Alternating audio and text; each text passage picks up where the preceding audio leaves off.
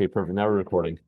So here's a paper exam of the SAT. So obviously we got to do stuff on the computer because, as you guys know, this is an adaptive test. So meaning that however well you do on the first module will impact the types of question you'll see in the second module. But this is still a good thing to look at. And this is actually from a person that I've really trusted over the years. I don't know this person, but she has really good materials. Actually, her name's somewhere here. Well, yeah, it's not here right now, but her name's Erica Meltzer, and you can find her stuff on Amazon. She does a great job with a lot of the humanities-based questions on the SAT and ACT as well. So when you start this, they're going to be asking you to fill in the blank with a word. It's kind of like vocab, but the vocab is not that hard. A lot of it's going to be context. So you try when they say find a word that's most logical or precise, yeah, you have to understand the context here. So we'll do the first couple, and then it's kind of nice. The next page has three, and I'll ask you guys to share your answers for the other three. So for number one, in recent years, new technologies have challenged established models of business and communication, forcing many companies to rethink their traditional practices in order to blank customers' evolving needs.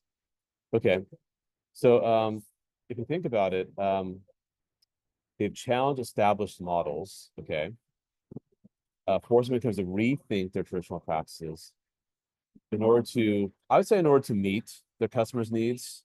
That's what I would say. Now, if I look at the choices to relate to their needs, it doesn't really mean meet their needs. To perceive, to understand their needs, maybe. To transform means to change. Yeah, I wouldn't say that either.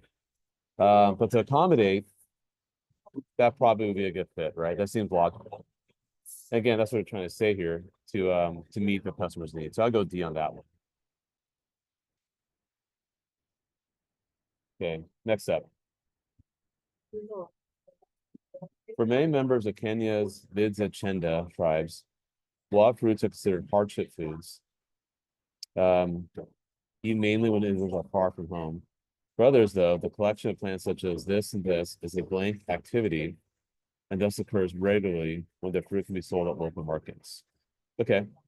So they say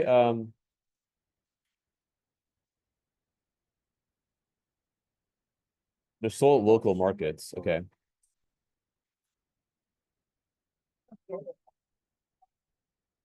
And they say that wild fruits are hardship foods with mainly when individuals are far from home.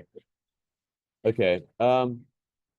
So it's a little tricky, but they do say that this occurs regularly. Okay, the collection of plants. And sold. Okay, so it's probably a business activity. It's probably what I'm thinking.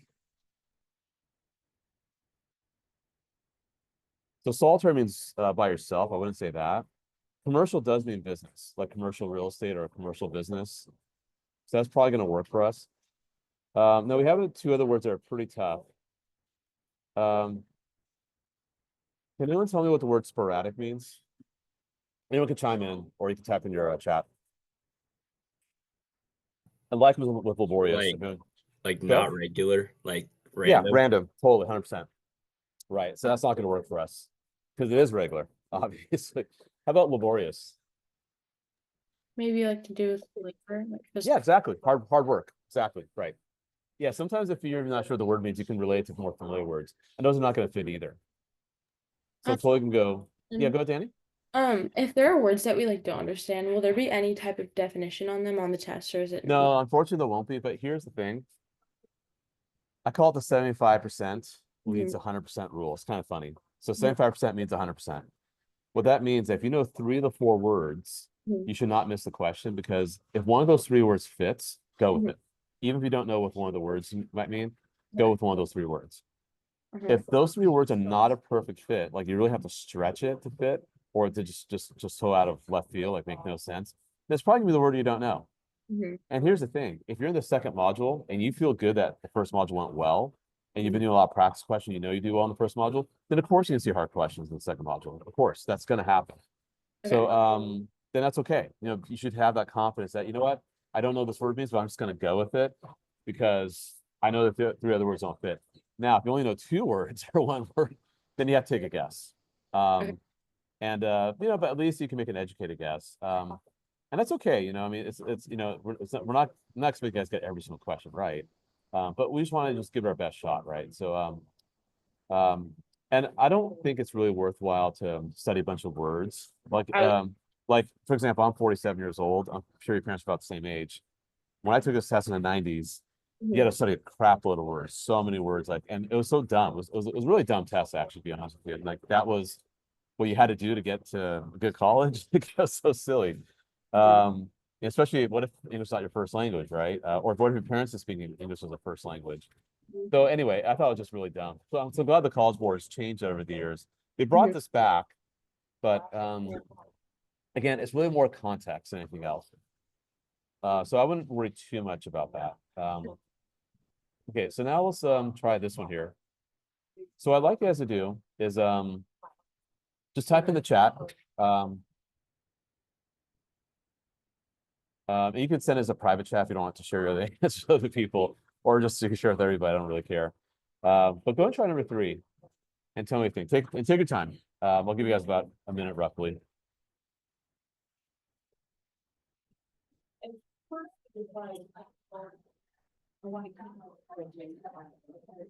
And just give me once. Actually, never mind. I'll let you guys wait. I'm just pulling up the answer on my phone here.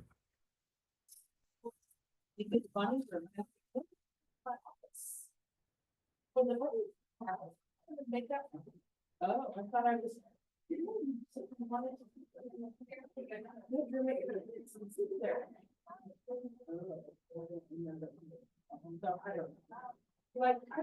Okay, I got all the answers. Give me a sec. Just pull up my phone here. But I don't want to. I am not working on going to lunch, going to dinner, very glad and fighting all the time. That kind of stuff, and that's been really So look at the answers. Yeah, certainty. Good. I agree. Yeah, I don't need to look at the answer. It's pretty obvious. Yeah, because they say with so many different kinds of therapies, it's often possible system will be most effective. So they can't provide certainty. They're not really sure because they don't know what's effective. Exactly. Optimism makes no sense. Positivism makes no sense. Solution makes no sense. Good. I agree. Okay, let's try another one. Let's try 4.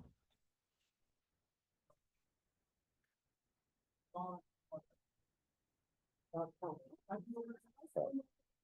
it's gonna help you, you'll see this. It's a lot. I have another friend, okay, he doesn't have these that way, so we not like. Let's do this. It is a lot, and I'm able to have it for kind of go. Yes. Because, yeah, they're working, actually working, like, reach out to you, I have like. So I say overestimate is definitely a key phrase, a key word. Consequently, what follows, and they realize they have more in common. So they probably thought they were not common, but they really are. So one quick word means uncommon, or sorry, my handwriting stinks. Unique. Yeah. Good. Excellent. Good. You guys are getting it. Awesome. You guys are doing fantastic. So you can see these are you guys are getting some early wins. This is huge, right? You're building some confidence. Okay, let's try one more of these and we're going to try a new question type. So yeah, go and try 5.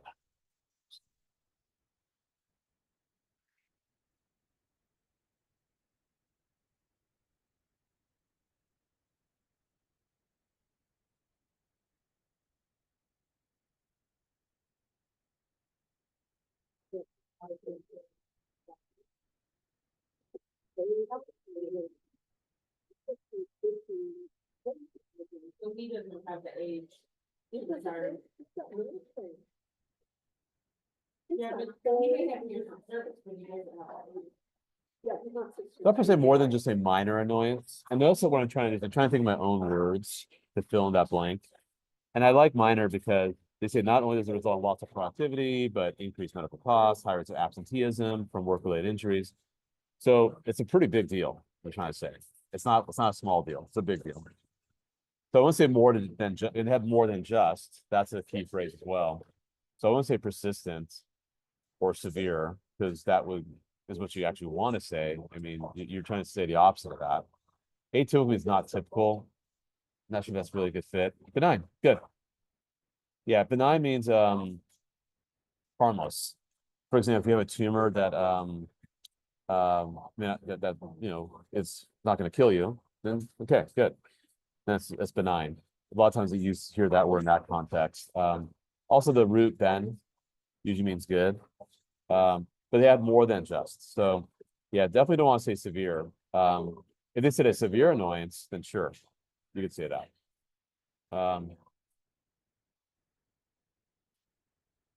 Okay. So now let's move on to a new type. We're going to start getting into a little bit of reading comprehension. And this is going to require a lot of intense focus, especially when they're asking like, hey, how does a sentence function as in the text as a whole? What's the main idea? We see that here.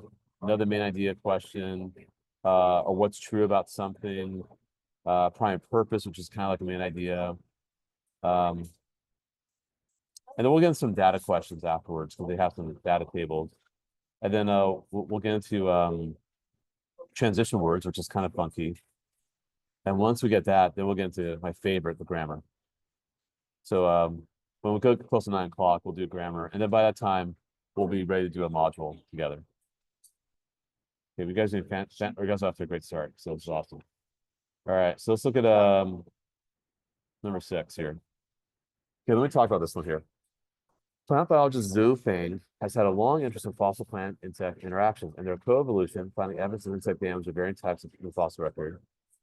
In 2013, he discovered an interesting pattern of insect damage of living plants, of symmetrical holes punctured through the leaves, which he realized looked the way they did because insects fed on the leaves while they were folded. Because this type of damage is common in whatever plants, which hold the leaves in a vertical position at night, Feng speculated that it might also be present in fossilized specimens as well. Okay. So the only part they talk about discovery, right? Oh my And they talk about what that discovery is. And then because of this, he was able to speculate something afterwards, right? So that is kind of a key idea to think about here. So and had a long interest, and because of that long interest, was able to find some evidence. And we'll talk about the evidence account. So it's kind of like this nice sequence of events, right? It's kind of like, okay, you know, I got my PhD in botany. And then once I got my PhD, I discovered this. And because I discovered this, I probably thought this theory or idea, or this hypothesis, right? Okay, if I look at the choices, if I look at A, explains how Feng was able to speculate. Yeah, I'd say so. Because he does speculate afterwards. And how? That discovery. Yeah, I kind of like that one. But just to be sure, let's look at the other choices. It describes why Feng developed an interest. We don't know why he developed an interest in interactions between plants. Like, why did he want to go study this? The interest is right here, but I need some information beforehand. Like maybe he was a little boy, he liked playing plants in his backyard. I don't know. So I can't say beginning. It calls out the hazard that plants must defend themselves against.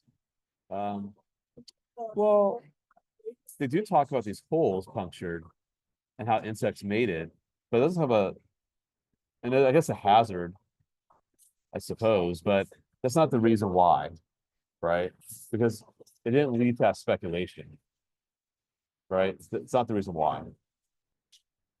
Because it's a type of leaf damage present in the false record. Well, yeah, it does. So once A, C, and D are false necessarily, but it's not the purpose, right? It's not the intent of that underlying part. The intention was to talk about discovery and how it led to speculation, which is precisely what A is talking about. So hopefully that will make sense. So let's talk about 7 next. So 7 is a main idea question, which we'll try in a moment. So I always like to read the question first to kind of know what I'm getting myself into before I read the text. Now let's look at this one here. The old woman knocked at a little door. It opened. So it handed up a private staircase into a small apartment richly furnished. She left him on a brocaded sofa, shut the door, and went away. Candid thought himself in a dream, indeed, that he had been dreaming about unluckily all his life, and that the present moment was the only agreeable part of it all. Okay, so let's think about it. He's dreaming unluckily all his life. but the present moment was agreeable. And the apartment was richly furnished, and found himself in a dream. Okay, so discussing a dream. Not have had good luck in his life, but right now he's feeling okay. All right, so try to, paraphrase in your own words. That might be a good idea to, before you before you look at the choices and, try to answer the question. So believes that he's experiencing a bad dream. I want to say that's something idea because there's something agreeable, right? Why would we say agreeable then, right? So I'm gonna get rid of that one. Felt isolated. Well, yeah, by himself. But is that the main idea? No. The main idea is that, hey, he's had some bad luck, but now he's got some good luck. He's in this really nice apartment. Okay, so I'm not gonna say B. Is very pleased to find himself in the apartment. Yeah, that could work. Okay, 'cause it's agreeable. Does not know why the one that brought him. No, that's they don't even talk about that. So A and B, I think, are there to trap us a little bit. D is just makes no sense. And yes, dreamed unluckily, sure, maybe you're hesitant to pick C, but really, if you look at how they end off the statement, yeah, I totally go C on that one. So cool. All right. Questions so far? Cool. All right. So here's what we're gonna do next. Give you guys a little bit of confidence here. Okay, this is a good one. I like this one. This is a pretty easy one. Well, okay, I shouldn't say it's easy. It's just cool because they talk about Amazon and Sears. So it's I think it's kind of neat. It's kind of historical, put it that way. But I think it's easier to understand than some other ones you'll see. But go and give it a try and be careful, and then put your answer in the chat when you're done.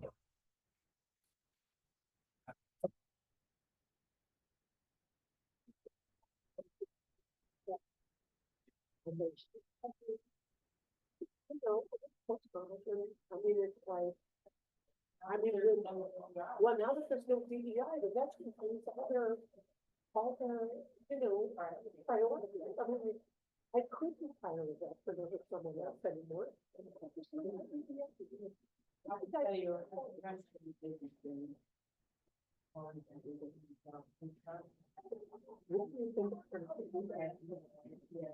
feel like it's not us. It usually hits the East Coast and then moves to us. People feel it. Yeah, and then it slowly move forward. I feel like we're in California. So I do think it's gonna, I think we're gonna move on.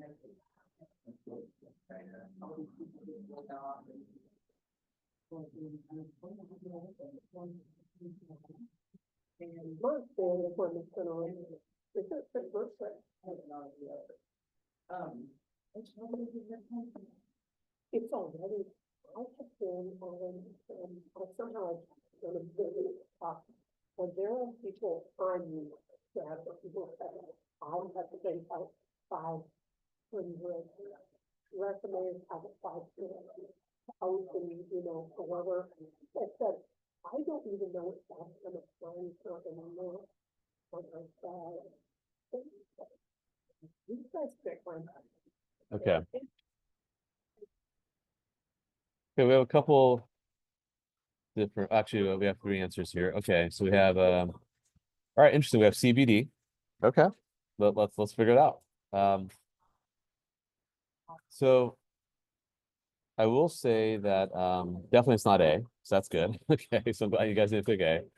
The big book C's because it cannot adapt the buyer's needs. No, it's really more historical accounts. They're kind of talking about the big book as a relic of the past, like saying, hey, it was printed in 1993, still has value. It shows how people shop for stuff back in the day. Like when I was a kid in the 80s, yeah, you would get a Sears catalog and you would order stuff to the Sears catalog. And you could buy TVs. I mean, obviously I wasn't around 100 years ago, but people could buy horse-drawn buggies, or like my parents or my in-laws, television radios, whatever. So yeah, so definitely I want to say A. Now let's look at B. The Sears Miller report provides insight to evolution of retail trends. Yeah, I would say evolution makes sense. 19th, early 20th centuries. And they talk about the trends afterwards. Let's look at C. Postal regulation allowed the Sears mail order press to become established. Yes, they do talk about that. Permitted, but I wouldn't say that's the main idea, though. The main idea is to talk because they really spent a lot of time talking about what people were buying back then and how that's changed over the years. And even though we don't see it anymore, it still gives us a glimpse of how buyers were buying stuff back in the day. So it's kind of like part of American history in a way. Also known as the Amazon of the 19th, 20th centuries. So not sure I'd say C so much. Even though it's true, fully true. People in the United States once obtained most of their goods.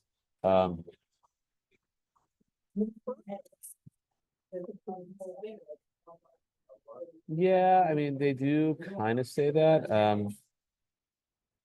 Well, what'll happen is you'll get a. But I don't know if that's really the main point. Actually, I'm not sure they even really said that, but they obtained most of their goods. It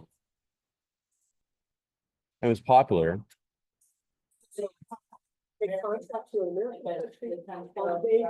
Yeah, we need to be careful about that. 'Cause I'm not sure. And again, I don't know if that's really the main point. The main point is, again, they're trying to say, usually the best thing to do is focus on that last sentence, that concluding statement. I made the intro as well. Sometimes that will help. So B would be the winner for that one. But let's try another one. And maybe after maybe let me skip 9. That one's kind of crazy. Well, 10's kind of crazy too, but we'll do 10 and then we'll jump to 12. So I do want to talk about some data questions.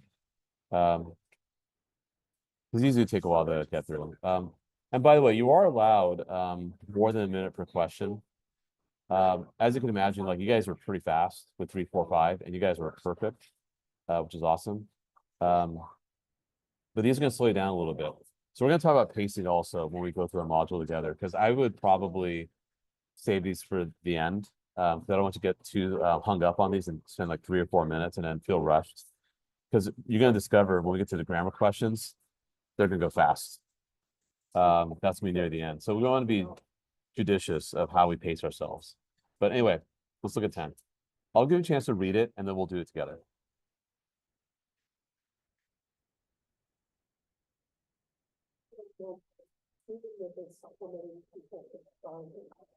But none of those people have 40 feet. No, I know, right? And even if they were to apply, they wouldn't get it. They wouldn't get a security permit, right? And they're showing all the sensitive data without security. Do you remember me saying, when they laid off people, and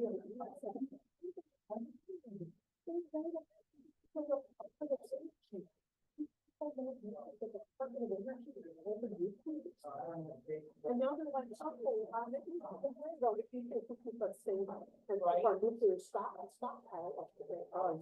Okay, so we take this one here.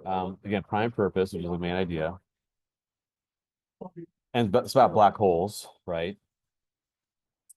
And they say this gross just says unnecessary to add anything new because it's good the way it is.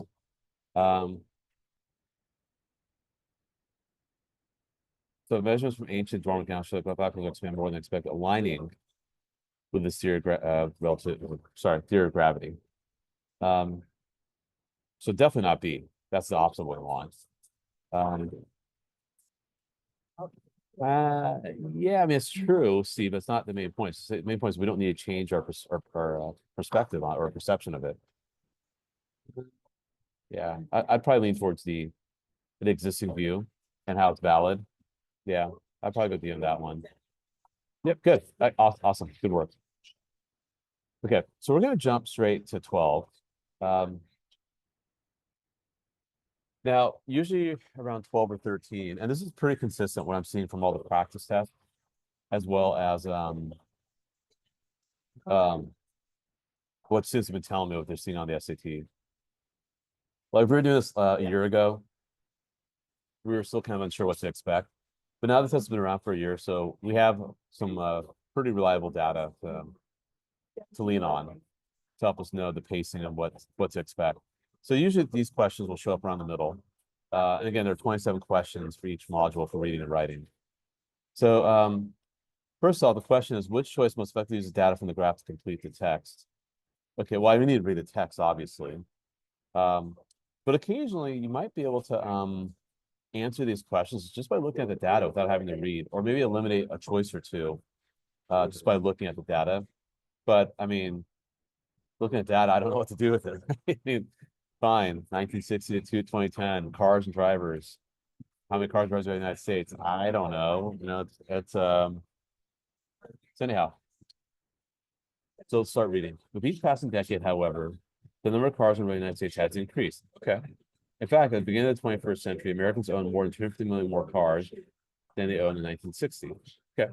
And if I take a look, 1960, cars is a solid, about 70 million in 2000.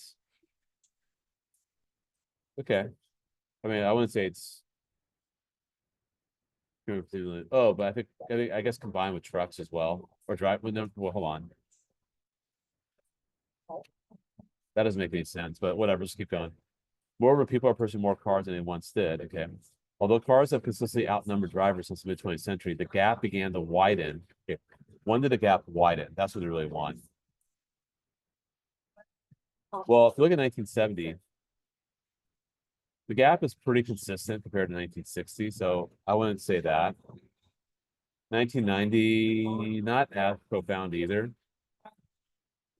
And 2010 is pretty similar to 2000. So I'd say 2000 when we notice a bigger gap for sure.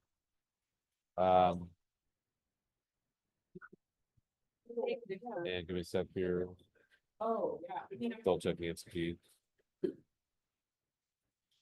Oh, I was wrong. Okay, so I'm not perfect. I thought it was C. I guess it was B.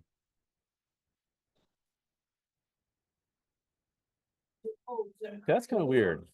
I guess began to widen. All right. That's my fault. My apologies. Because it's already wide by 2000. Okay. Well, hopefully it's more clear on the real thing. Don't worry. I'm glad to say A or D, but okay, that's kind of interesting. Let's try another one just to redeem ourselves. Let me zoom out. So now I'm taking it. Okay, let me zoom out a tad more. Okay, can you guys read that just fine on the screen? Okay, and again, you have a copy for yourself as well if you ever want to zoom in, or if you want to print it. Okay, so what choice most effectively uses data from the table to complete the text? So again, I need to read the text, right? But if I look at the data first, just to have some intimate knowledge of the data, it looks like they're asking a bunch of people in two different regions. When I look at the text just a little bit, Bhojpur and Kutang districts, and they're asking, I guess, whether they agree, disagree, or feel neutral about some sort of problem or issue. So let's read. Rooftop gardens have been adopted in many urban regions around the world in order to provide fresh fruits and vegetables to residents who might otherwise lack access to them. Okay. All right, so they're trying to grow stuff on the rooftops. Miranawal and Sendip Thaman surveyed members of rooftop gardening program in these two districts of Kathmandu, Nepal. Nor assess their experiences growing with the plants. Although most participants plan to maintain their gardens, residents of both districts emphasize that certain aspects of the gardening program need to be improved. Okay. To address the concerns expressed by the majority, okay, of the gardeners in Kutang, so we're not going to look at Bhojpur.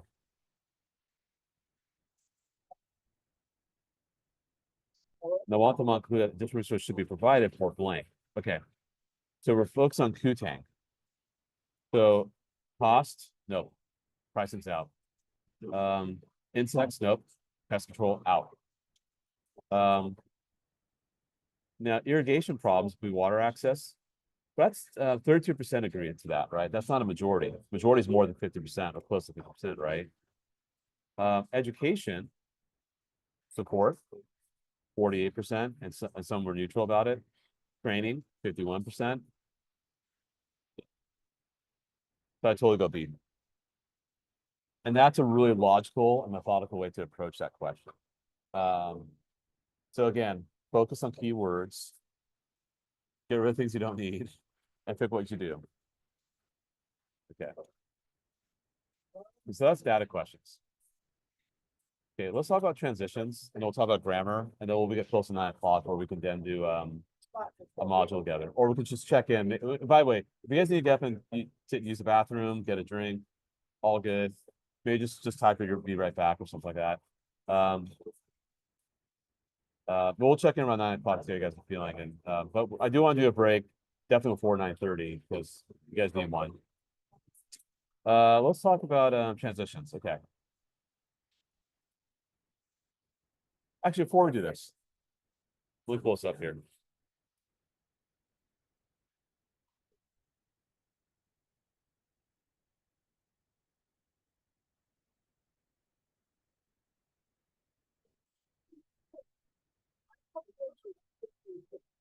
Like my mom always said, I have.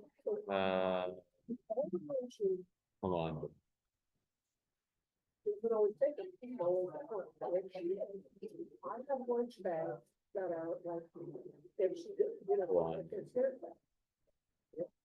I put an orange in there, I have, you know, I have a granola bar, and I know, I'm not in the fish, I have.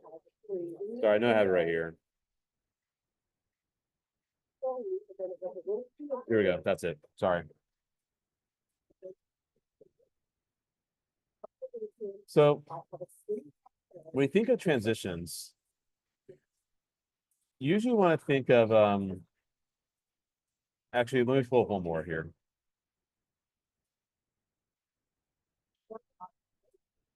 But there is no.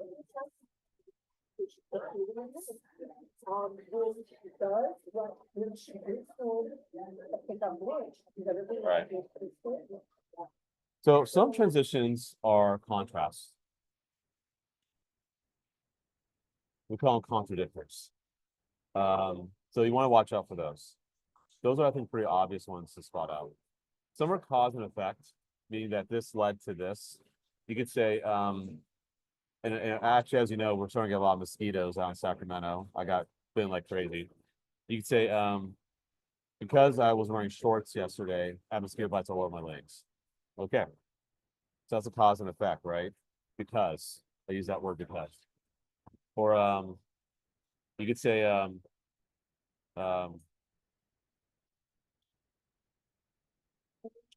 since we live, or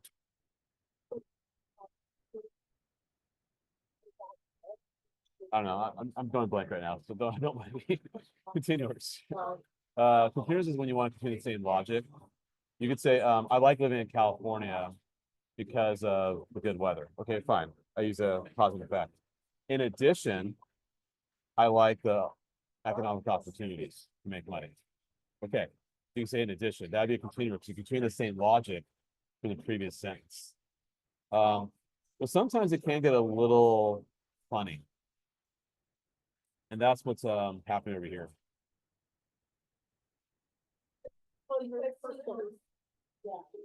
Like, for example, number 1, a water main downtown broke this morning, so several businesses had no water for hours.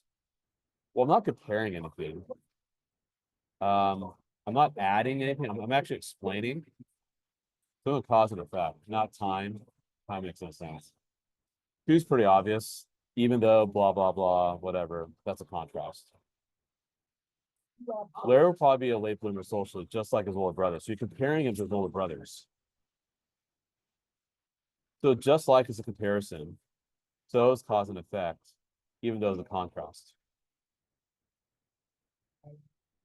So because you see though, contrast. So cause and effect. Or just like.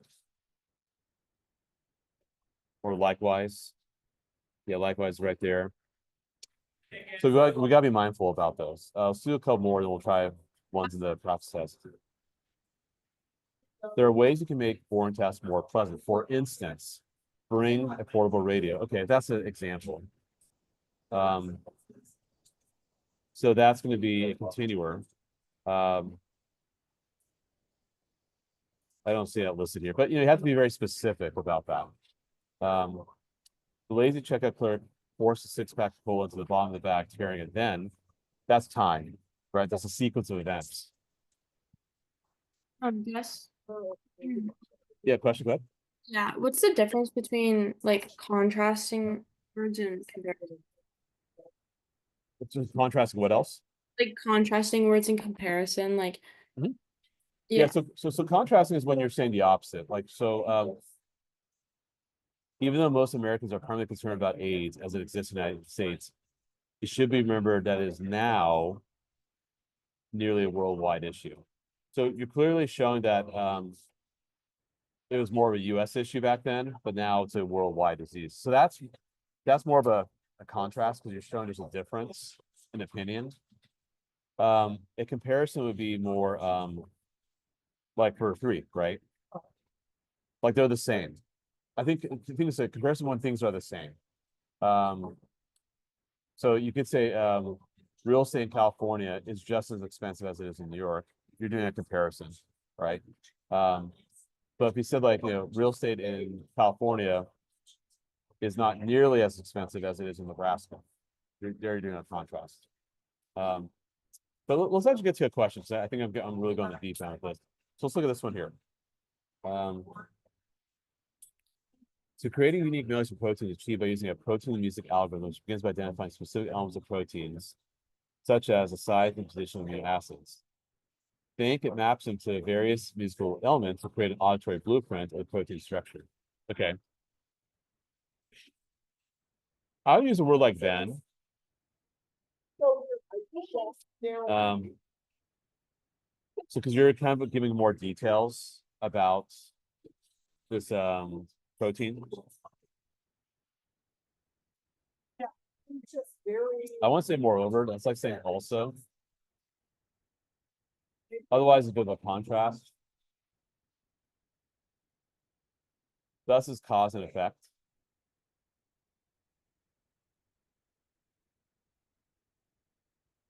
Again, if you read carefully, creating unique modes for proteins is achieved by using protein music algorithm, which begins by identifying specific elements. And then it does this. Now, if you look here, that seems like a sequence of events. So that's probably what we want to say. Yeah, it's a. It's a little tricky.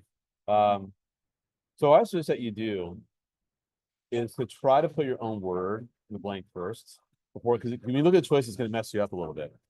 You might think you should say also. You might think you should say thus. But really, we're not doing cause and effect here. We're not saying because the proteins were identified by size and position, we were able to map various musical. No, it's not cause and effect. And it's not giving like another reason. It's not like you're saying you're giving all these reasons for something. That's what we want to say moreover either. So it's incredibly subtle. But if we kind of are more mindful of what specific word we want and that purpose of that word, then we should be okay. Let's try a couple more here.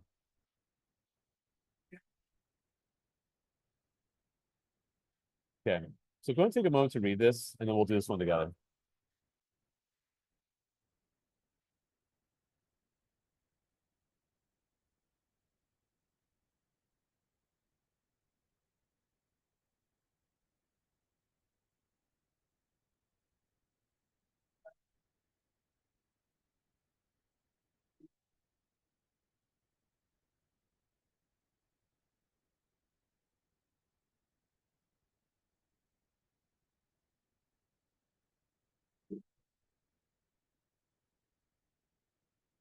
So we think about it, that last sentence is challenging that first sentence, right? We have long theorized scorching hot ocean conditions prevented the development of complex life from reemerging until 5 to 10 years after that extinction. The understanding the discovery of the fossils dating back 250 million years suggests that they really were present just 1 million years later. Not 5-10 million years. Okay. Since we're challenging it, you gotta say however. And that's the only contrasting word I see there. Not for example, not indeed, not furthermore. That wouldn't make sense. So that's an example of a contrast. Let's try a couple more here.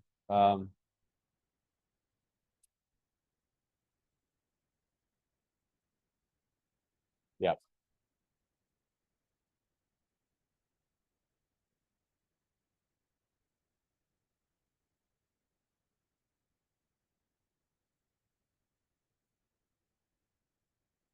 I'll be typing your answer in the chat.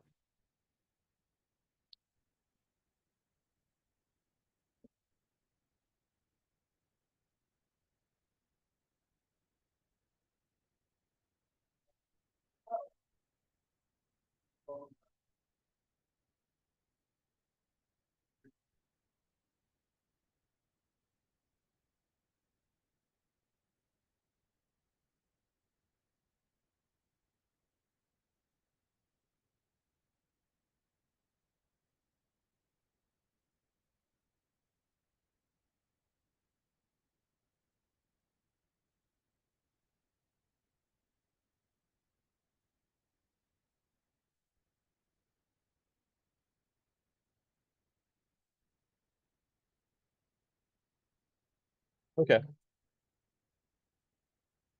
Okay. It's gonna be consequently. I'll explain why. I know we see the word sequence, but a consequence is what follows. So that's gonna be a cause and effect, actually. See, consequence, cause and effect. A good example would be, I'll give you a great example. So I have 3 kids. They're ages 8, 5, and 2. The old 8-year-old goes to Marymount. I think some of you guys may have gone to Marymount if you went to Rio or Jesuit. And he felt it was a good idea to go behind the dryer. He had like a little toy worm, whatever. Threw it behind the dryer. It was a good idea to go there by himself, and he stepped on the dryer vent and punctured the dryer vent hose. So we had to go to the hardware store and get a new one. So the consequence was he had to help me. He had to go to the store with me, and then he had to hand me the tools, and we had to do it together. I mean, not a serious consequence, obviously. It's kind of funny. But I'm glad you told me, because otherwise it could have been very dangerous. So, but it's what follows, right? That's a consequence, right? Maybe he can't watch TV today because of doing something bad, right? So it's what follows. So it doesn't have to be a bad thing. It could also be hey, if you get like a degree from a really good college, consequently you get a great job. That could be fine. You can say that. And that's what's being said here. An intensive study invaded plants that invaded emergent deserts millions of years ago proved that these pioneers had developed adaptive stress while living on dry, exposed rock outcroppings with a moisture area than even tropical forests. So as a result, they were well equipped to invade arid areas in process of expansion. So it's expanding on that idea. Even so, contrast, I wouldn't say be specifically that's if you're really giving a specific reason for something. Like if you said like um I go to the bank every week to make a deposit. Specifically, I actually write a slip and give it to the person in the bank. That's you may give more details. That's not what's happening here. Meanwhile, it's like more like some other things happening, which is not the case either. Um, let's try one more here. Let's look at 18.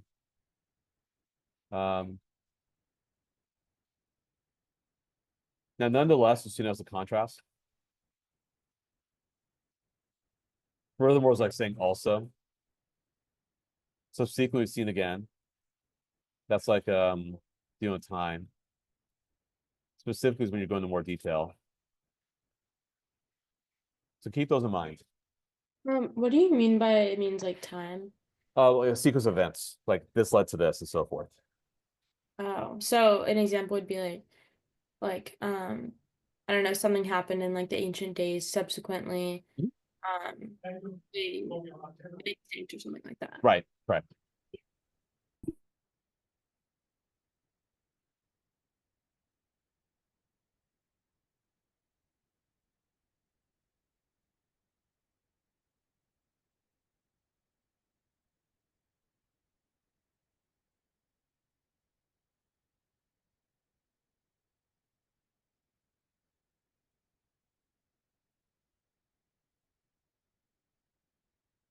Definitely not contrasting. So I think A's would be out. you're saying it provides clues, and then you give an example of those clues, right? But you're not giving a second reason for something. That's how you use furthermore. Because if it provides clues, you give a first clue, then you give a second clue, then furthermore will be fine for that second clue. And I don't think we're talking about a sequence of events. And you are providing details. You provide clues, and then in fact, it's like saying in fact, or indeed, and here's what's happening. So that's why it's D for that one. So we'll spend some time on that. These are always a little tricky. So we're almost at 9 o'clock. Let's just briefly talk about grammar, and then we'll start doing a module together. So for grammar, this is actually my favorite to do. But I really want to get through the weird stuff first with you guys, because just have to get through it. But grammar has a logic to it. And now my background, I haven't shared much about me. I just kind of gloss over. I do test prep. So I got 3 STEM degrees. I have a bachelor's in chemical engineering, a master's in material science and engineering, and recently I got a online degree in data science. So, and I teach math, obviously. But why do I bring that up? I bring it up because I like this more than math. Because there's a logic to this, and I use a logical way of thinking through it. So you don't have to necessarily be a master of the English language. And my parents, they're first generation Americans. English is not their first language. So I didn't really get exposed to great grammar growing up, and it really came more to light to me in college. When I started like taking upper division, higher level courses that required more sophisticated language. But how I made sense of it was using logic. So logic is going to play a key role in grammar. And if you use logic correctly, you're going to get most of these, if not all these, right. Punctuation is a big deal. Pronoun use is a big deal. Subject verb agreement is a big deal. Modifiers, which I'll talk about in a little bit, tense is a big deal. Logical comparing things is a big deal. So let's look at this one here. It took over 5 years for the New York City Public Library's main building to be constructed. More than 1 million books were set in place for the building's official dedication. The first patron filed a slip to request the book and received it only 6 minutes later. Okay. So definitely, they say the dedication was on May 23rd, 1911 at precisely 9:08 in the morning. Okay. I wouldn't go with C. That'd be weird to start. Well, actually, maybe it would be C. Hold on, let me take it back. Never mind. It might be C. Definitely. Sorry, I wouldn't say D because that'd be a run-on. To read that again, more than 1 million books were set in place for the building's official location on May 29th at precisely 9:08 in the morning the following day. Yeah, you need a pause here.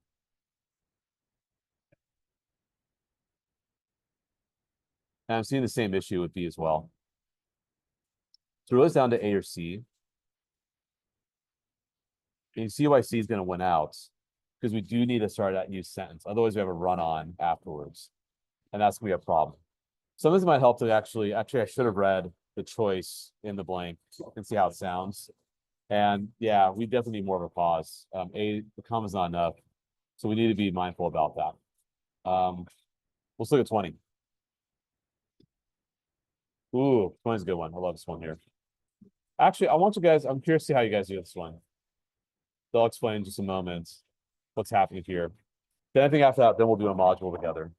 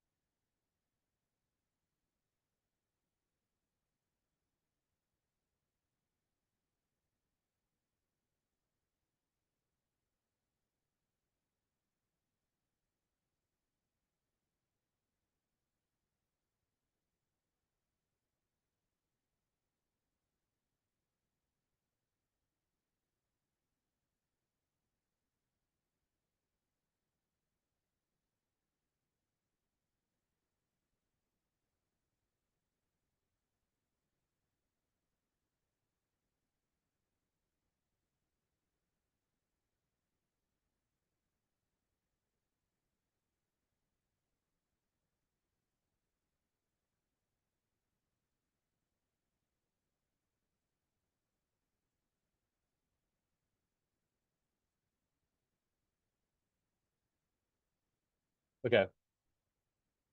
So let's take a look at the answers here. Okay. So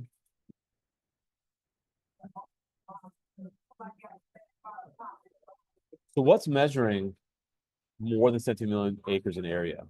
The forests, right? So you need to say forest right after that description. Otherwise, you say it's misplaced. The only one that does that, see, forest is mentioned here, forest is mentioned here, forest is mentioned here. B gets the closest to it. Actually, it's spot on. Alaska's Tongass National Forest is home to more than 400 species of wildlife, including blah, blah, blah, whatever, right? That's what we call a misplaced modifier.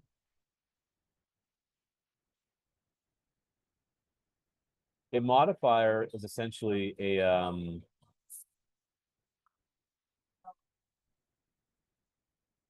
description. It's whatever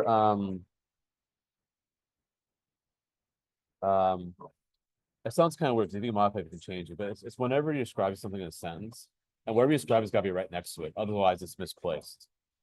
I'll show you a good example here.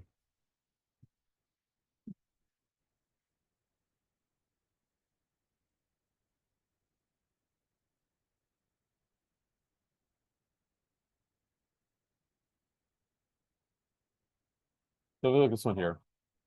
Stretching lazily, the glowing fireplace attracted my cat with orange stripes.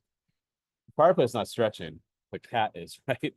So to correct it, stretching lazily, my cat with orange stripes lay before the glowing fireplace. That's a good example. Or here's another one.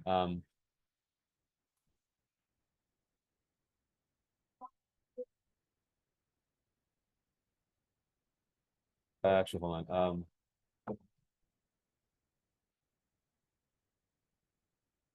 Actually, I got a better one here.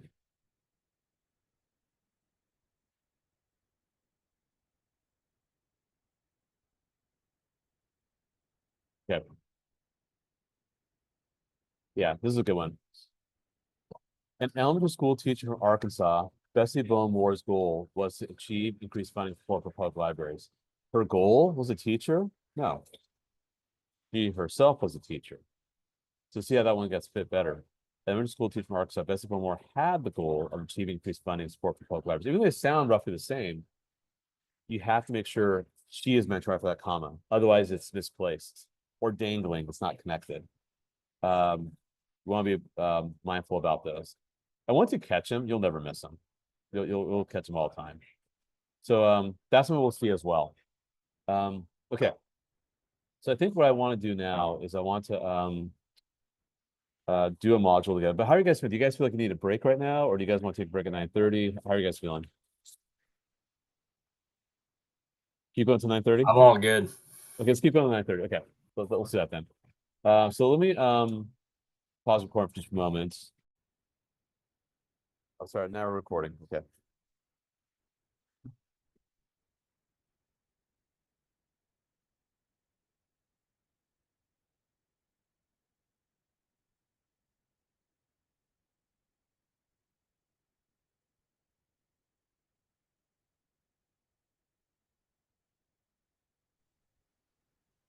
They don't say strictly observe.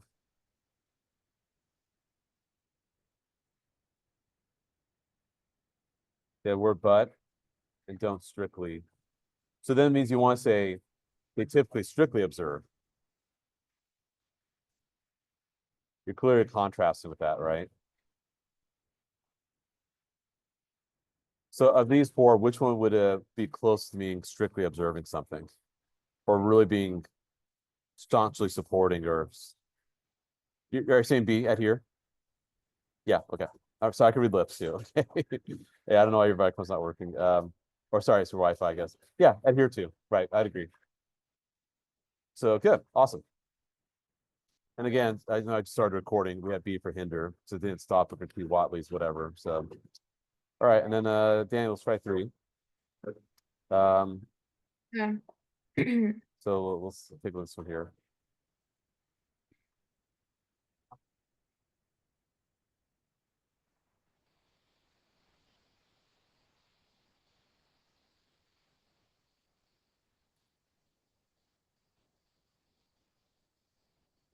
I would say maybe haphazard. Yeah, It's all over the place. Yeah, 100%. Premeditate means like you predetermine. Inspiration makes no sense. Fruitless means that it's not bearing you fruit, or it's not. It's like it's not holding water, not supported. Yeah, but it's chaotic. 100%. Haphazard would make a lot of sense. Fully good. And actually, let me go and select that one. Okay. Okay, we're gonna jump to reading comprehension. We'll come back to these in just a little bit. So I just want to be mindful of time here. Yeah, let's do this one here. Okay. So we'll go back to you, Colin. Okay, let's read this one here. So what does the word answer most nearly mean in the context of the passage?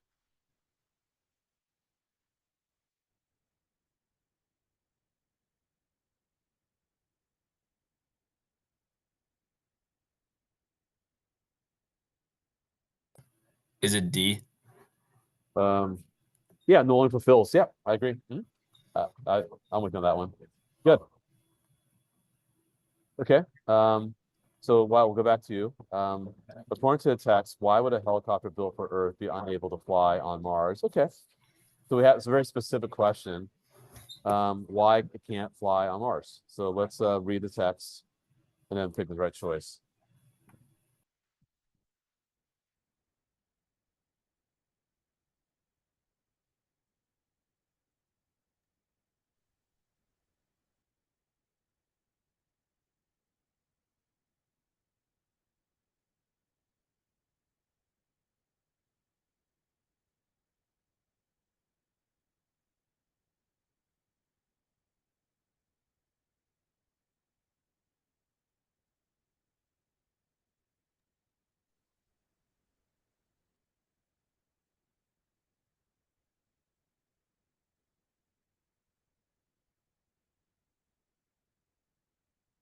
And let's see here.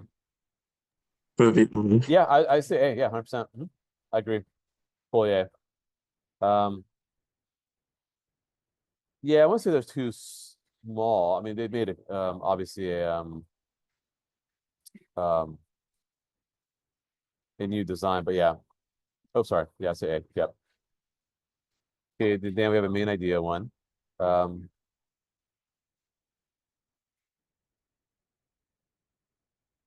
Let's read this first.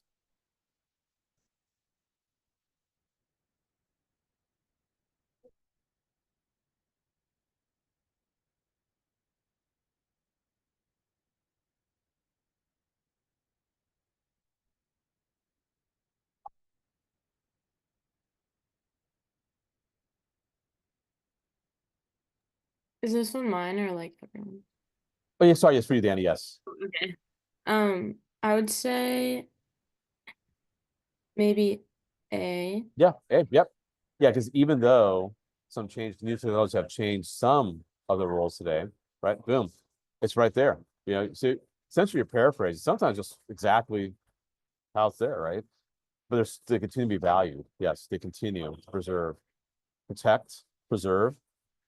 Those are fantastic ways of paraphrasing. Yes, excellent. I agree. Okay, let's skip to see if they have transitions. Actually, data. Oh, interesting. They don't really have. And by the way, you can always skip around just so you know.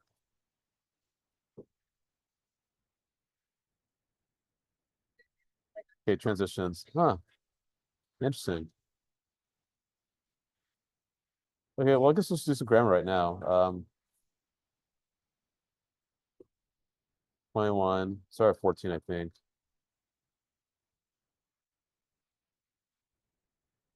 Then we can do maybe leftover stuff before our break. Here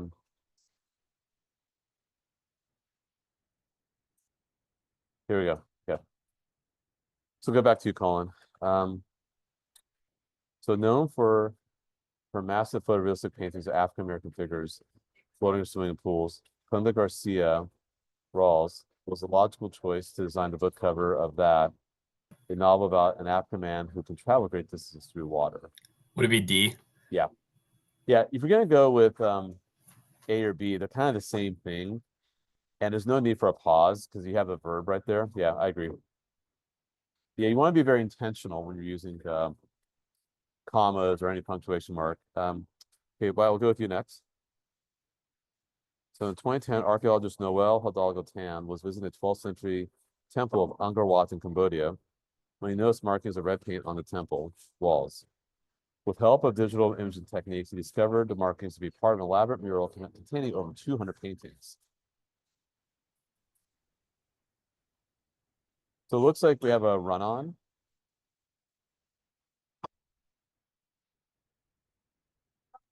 Would it be D? Yes, good, excellent. And I heard you was just perfect. Good, awesome. Yeah, we definitely need a period there. And just a semicolon pretty much serves the same purpose as a period. So if you ever see a choice or a question with two choices where see a semicolon and a period, usually that means that both of them are probably wrong because you can't have two correct answers. Unless the semicolon is being used as a comma for listing things, usually a semicolon serves the same purpose as a period, just so we know. But we were good there. Okay, so Danny, it's on you. And we have apostrophes. This is great. Because apostrophe is another thing we need to be mindful about. What was the thing you just said about like the periods? Semicolons and periods are pretty much the same thing. When we Okay. see a semicolon, like if I were to so let's say for example, we have that, right? Without reading the sentence, Mhm. I would probably say B and D are both out. Oh. Now Oh. that wouldn't be the case here because you definitely need one or the other. But the Okay. point I'm trying to make is that before I even get too carried away, if I see that happening, I sometimes will eliminate both those choices right away, thinking to myself that no, I don't want that. I do want to link these phrases together. You're like the same. Okay. Yeah, but we'll see that happen, I think, eventually. So now let's talk about apostrophes. Let's look at this next one. Cheng Dang and her colleagues at the University of Washington recently ran simulations to determine the extent to which individual snow grains physical properties affect the amount of light reflecting off a snowy surface. Okay, Rain's a verb in this context. grains a noun. Oh. Okay. Um. And you're telling what the properties that belong to the grain. Oh. Um.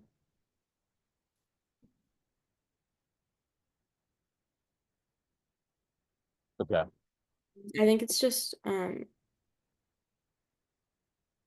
B, you're saying B. or actually no, D. So you're close. Definitely don't want a. Let's use a little cross out. Definitely don't want that because the properties is not possessive. Yeah. The properties are doing the affecting. So definitely don't want an apostrophe for properties. That's good. But you do need an apostrophe for grain. And I think what threw you into a loop, I don't want to say anything at first. I don't want to lead you to the answer, but when you have the apostrophe after the S, that's plural possessive. Mhm. If you have it like this, then that's singular possessive. Oh. Now, do we know whether it's plural or singular? I do not. But because D had no apostrophe whatsoever, I cannot go with D. Okay. They had to make that possessive. So apparently it is plural possessive, so be it. Even though they say the word individual, but we gotta go with B on that one because we gotta make that possessive because it's the properties that belong to the grain. Um. How do we know if it's a plural or a singular? We don't, unless they indicate, right now we can't. But what would have to happen is they'd have to say, if they said just one grain, or if it said two grains, or three or four grains. But in this case, they weren't asking to distinguish among those. Like if they had this here, which would have been totally unfair. If they had that, I wouldn't know what to do. Because there's no indication. There has to be some sort of indication that you're talking about one grain or two or more grains. But don't let the apostrophe after the S throw you into a loop. Okay. It's just possessive, so be it. So all right. Let's run through this one more time through grammar. So Colin, we'll take the next one.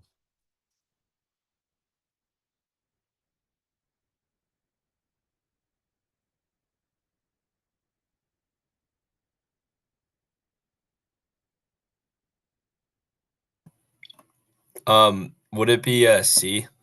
Yeah, because you need to start a new sentence.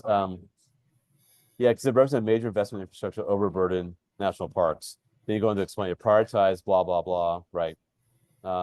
Yes. Yes, the semicolon here is acting like a period because we're saying before and after the semicolon must be complete sentences.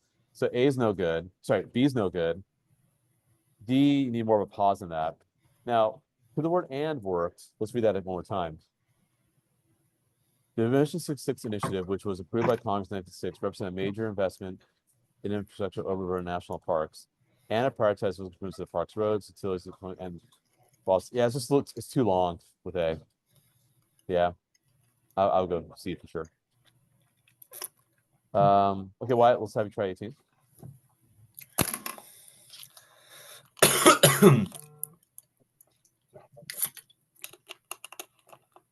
Yeah, now we're seeing sort of verb agreements.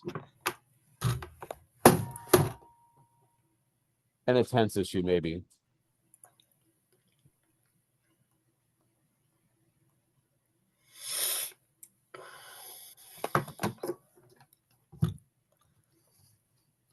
A.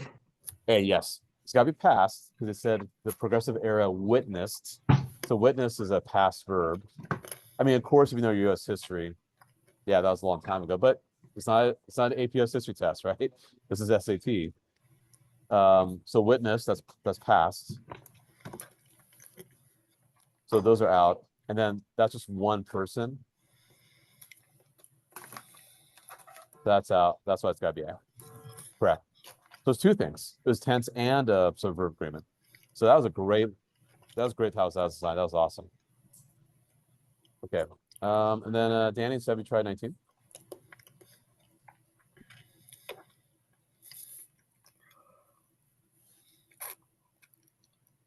Ooh, I'll give you a tricky one.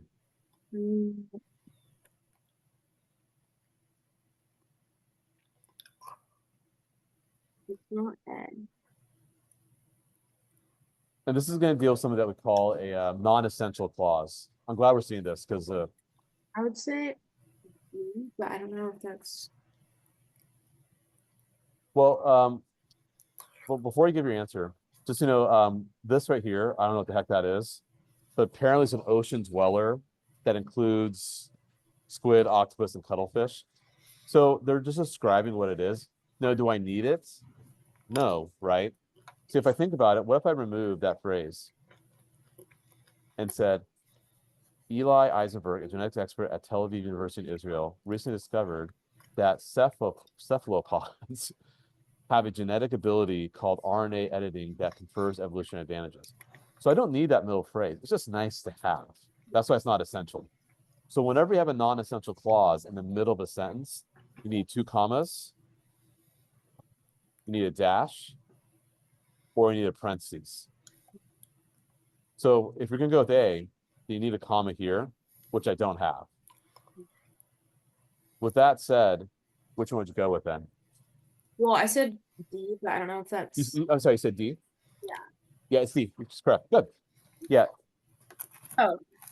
Now, very important. If you can go with a dash in the beginning, you better put a dash at the end.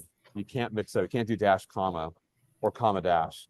So you got to do dash, dash, comma, comma, or parentheses.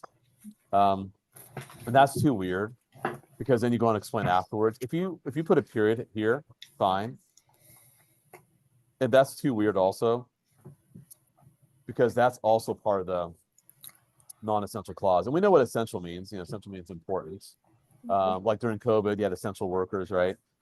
But that wasn't needed because the sentence sounds fine without it. And that's the trick, is that if I remove that phrase and the sentence sounds fine without that phrase, then I know it needs 2 commas, or I know it needs 2 dashes, or I know it needs a parenthesis. That's how I know it's not essential. So that's a very subtle thing, but once you get the hang of it, it's all good. Let's actually try some leftover problems here. I haven't really talked about this yet.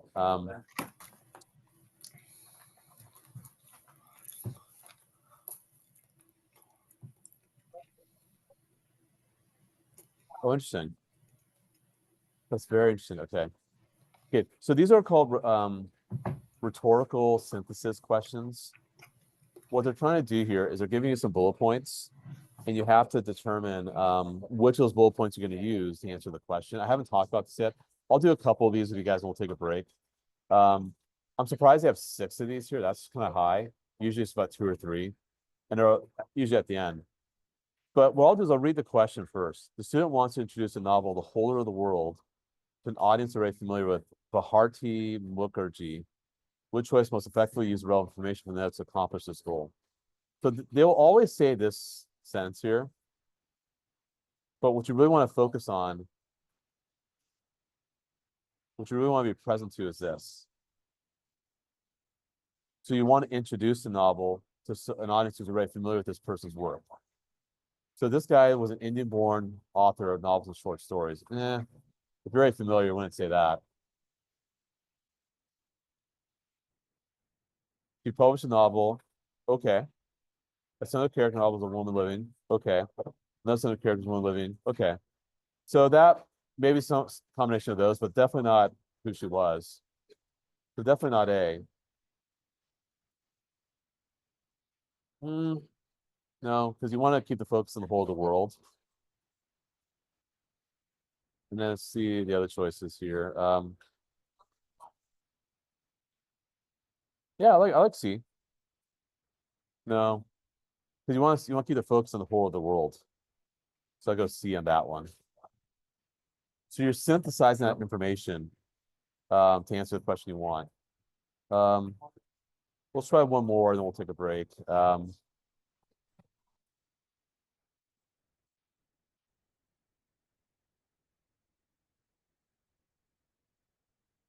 Okay. Once presented study is fine. Which choice most effectively use relevant information notes to accomplish this goal?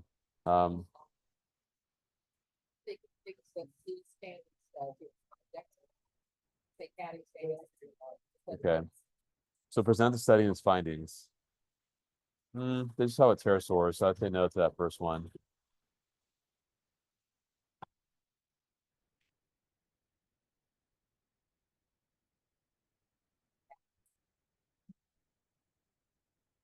Definitely don't want that.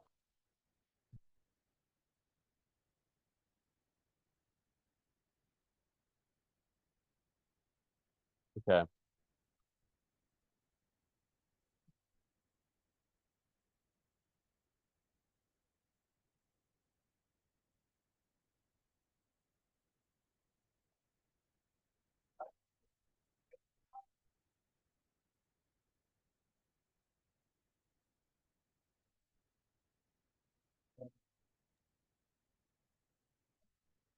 I'd probably say D.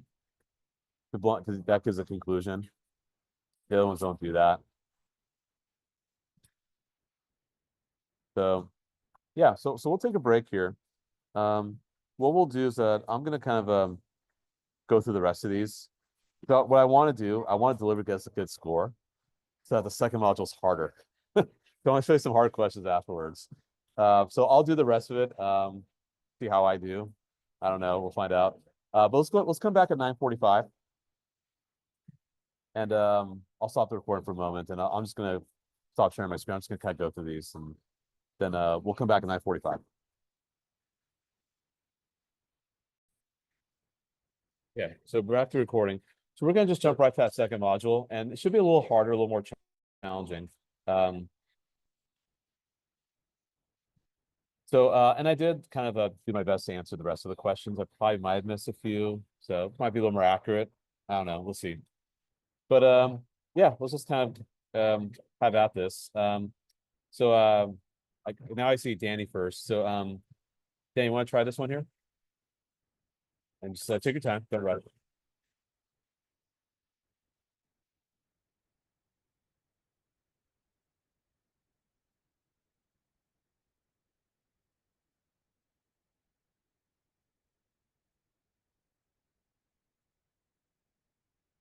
You probably want a word that means harmless. I would think deceptive because they're talking about distractions, but I feel like that doesn't work in the Right. Because it's not a perfect, because deceptive means a lie, right? The trick. And we want harmless, right? Such harmless stimuli actually offer less relief Innocuous, it looks like innocent, kind of. Yeah, that's probably gonna be the one, exactly. Impractical is not practical, it makes no sense. Novel means new, like a novice. Now, innocuous sounds kind of it's a tough word. It actually comes from the word inoculate, which means to give someone a vaccine. Like we were talking about vaccines 4 years ago, right? Everyone's getting the COVID vaccine, right? Or some people didn't want to get it. But a vaccine is supposed to help you, right? So yeah, that's why B makes sense. But it's good. It's good. You doubted yourself, and I like that. But you want it. You want to be a perfect fit. So that's good. All right, Wyatt, I see you next. So why don't you try it too?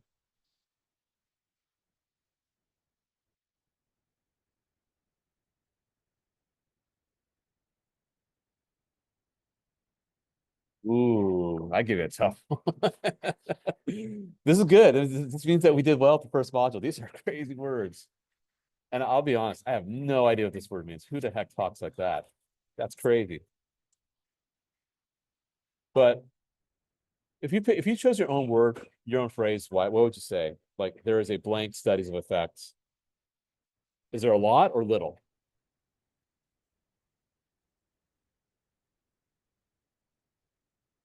A lot. Well, hold on a sec. There have been many studies. That though, yeah, though there have been many studies, there is little studies effect on blood chemistry. You see that contrast, right? So now we're not gonna say quarrel because quarrel means a fight. Profusion does mean a lot. If you're being very profusive, you're saying a lot of words.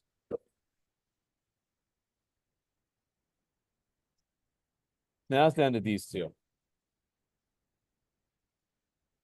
Kind of tricky.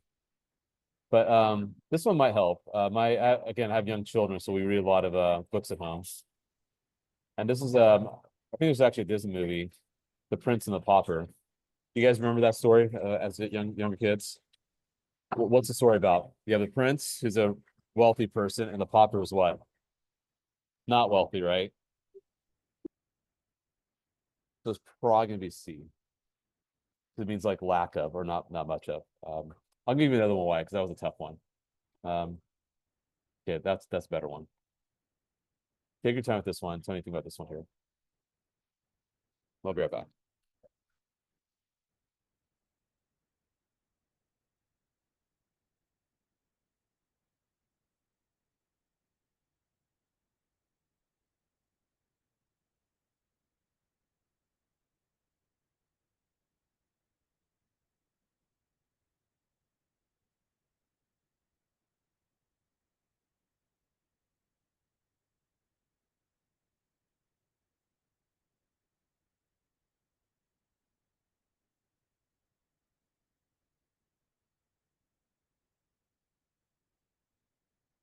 Okay. So what do you think what do you think about this one here? D. Okay, we'll go with it. So what I'm gonna do is I'm not gonna share the answers. We'll review them before this is up. Because we've only got 22 minutes. So okay, Colin, we'll have you try next one.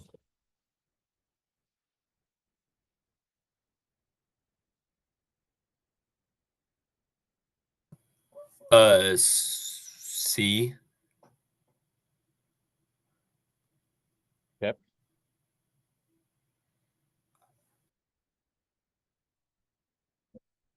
All right, and then Dan, I'll have you try the next one here.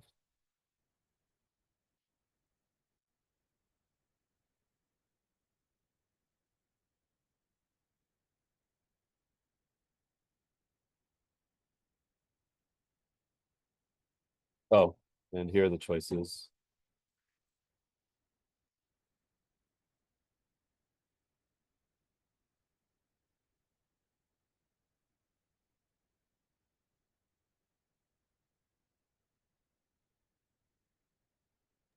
I think D.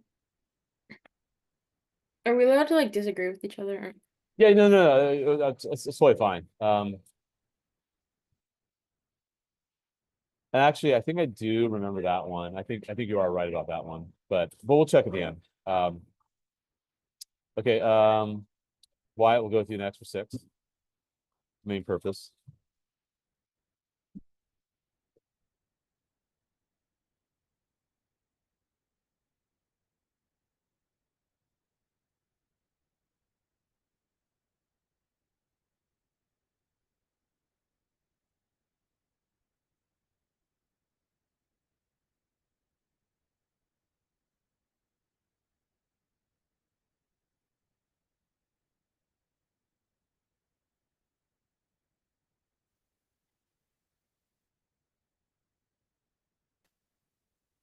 A. Yeah, I actually I do remember this one. This A. I agree. A. Yep, I agree. But I may not agree. Or if I may not know because we're trying to get to this quickly. Colin, let's try 7.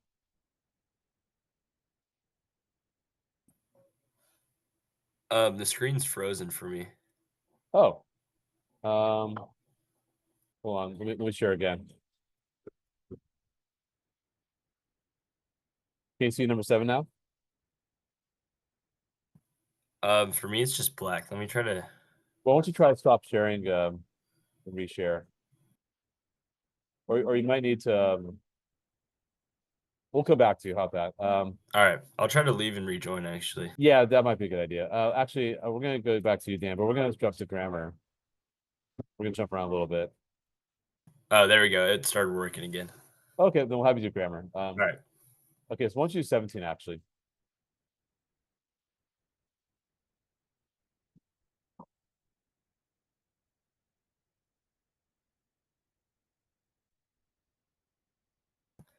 is it A? I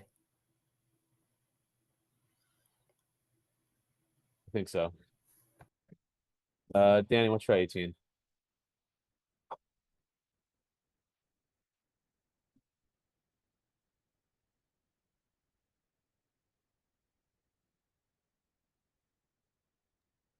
D. And Wyatt, I'll try 19.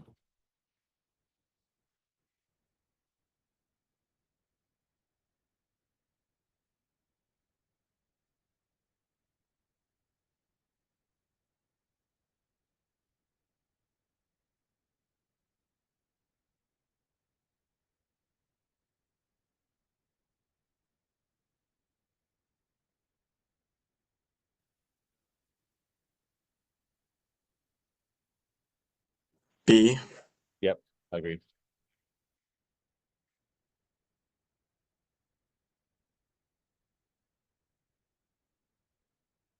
Hold on a sec. Okay, we'll go back to you, Colin. We'll try 20.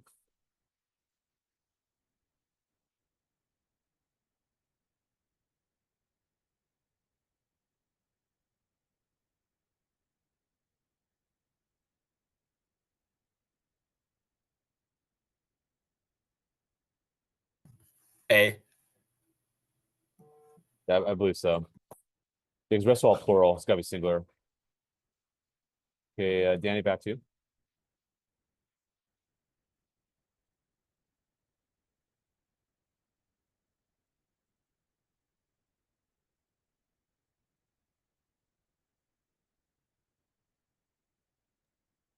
I think B or D. Go on. I would say B. Yeah.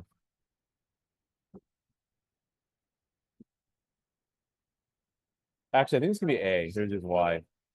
Archaeologist Layla Nemi recently traveled to Hegel to study its ancient tombs. Built into the rocky outcrops of a vast desert, these burial chambers seem to blend seamlessly with nature. I think it's the way it's set up. Is built into that's gonna be an what we call a dependent clause, and then these burial chambers will seem to why let's try 22.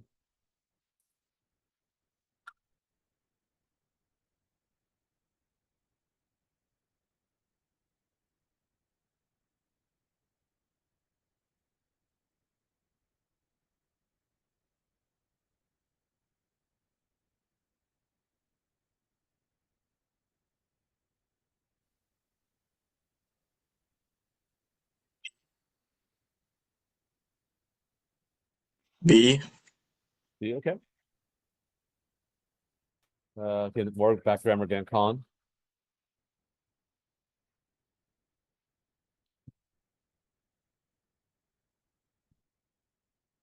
You see, they love punctuation here.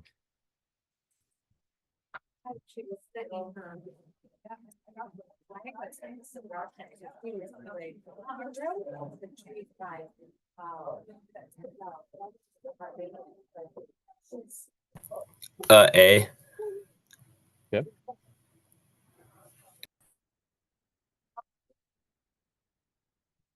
Okay, transitions. Daniel, have we tried 24?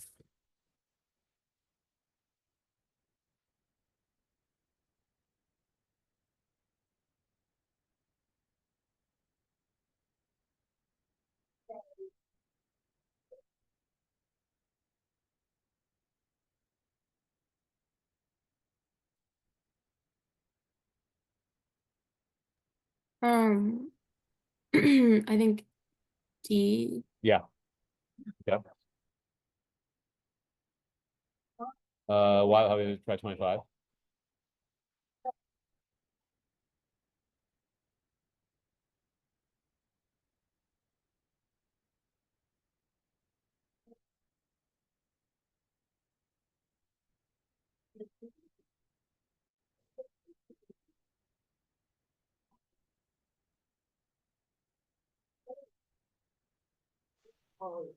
In. I'm sorry. Can you repeat that? Or you can type it. Cool. Yeah, I agree with you. Yeah.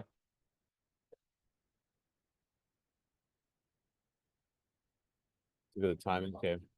You see, we're moving fast, which is good. And notice they didn't have as many rhetorical synthesis questions, which is kind of interesting.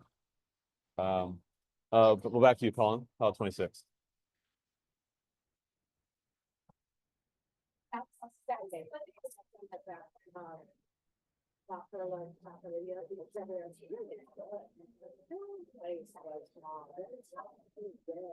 And so, they had the people line was out the door, and he said out in general, because it wasn't one, because you're, it was not exactly. And, we were sitting there, and so I was sitting next to Suzanne, sitting there and actually in. C. Yeah. We have to do the thing. And they don't do this, they're bringing it. We have one rhetorical synthesis question here. Daniel's how we try this one here. So you're trying to want to make and support a generalization about orbits of comets. Okay. And here's the data points. And we have to make sure we're using or bullet points. I want to make sure you use those right bullet points to answer this question.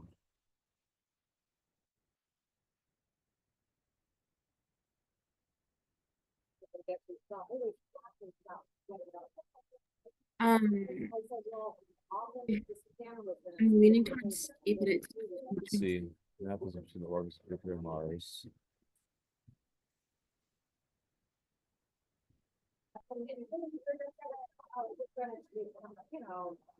it's not D. I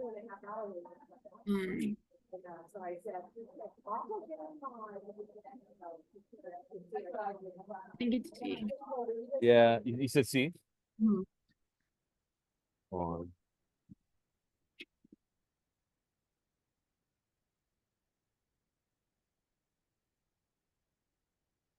So generally they do change over time.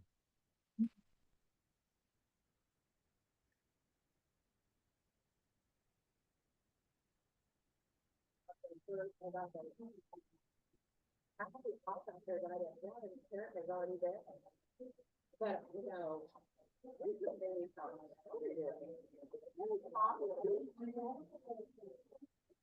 Okay, let's go with that one. We still got some more here.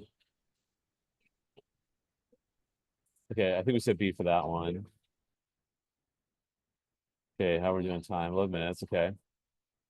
All right. Well, we still got 10 questions. So we got to move pretty fast here. All right. So here's what we'll do. So you don't feel rushed. I mean, we would have had an extra 5 minutes, obviously, but for 6 minutes. Let's go with Wyatt. Why don't you read this one here? Or actually, let's do this. Why don't all of you guys read it and just put your answers And I'll go with the majority, or I'll break the tie if it's all different. So everyone will do this.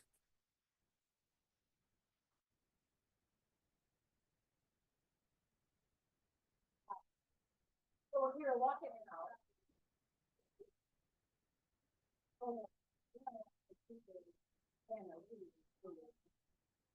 That keeps singing and,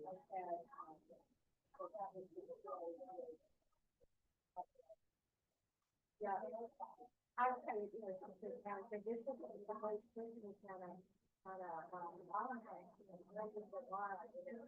and she just, you know, she put everything, she's got a big closet, and she's, that, where she got something in the birthday, and she was, that's when that's publicly on Tuesday, think about it, about this Sunday, yeah, and then hers is on Tuesday, so I thought it was just. Okay, everyone's saying A. We'll go A. Here's the next one. Oh,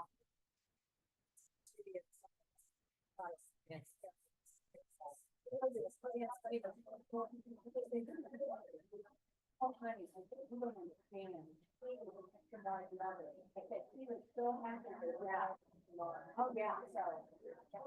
He is, he does, you know, if he was late for the weather, got the walk off, but, that happened. The terrible weather when he late. Does she have it with them also? Yeah, yeah, because she cleaned out. Okay, I'm saying B. Love it. Okay, so this one's a little. Shoot, hold on. Let's do that. Okay, there we go. So we haven't seen this yet. We have to compare two texts.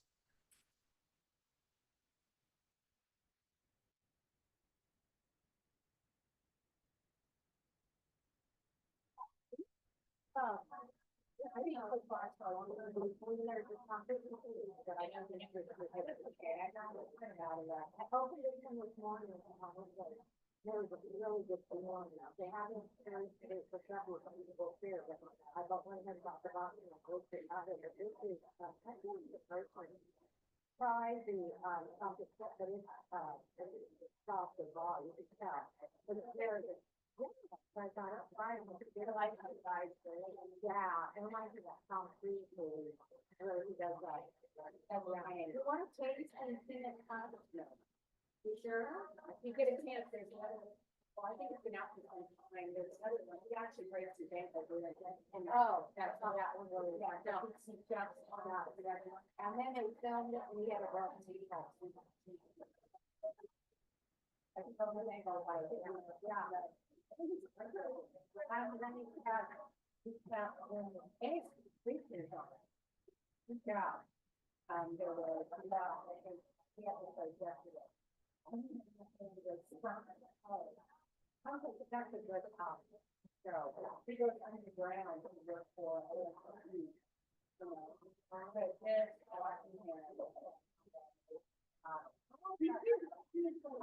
yeah.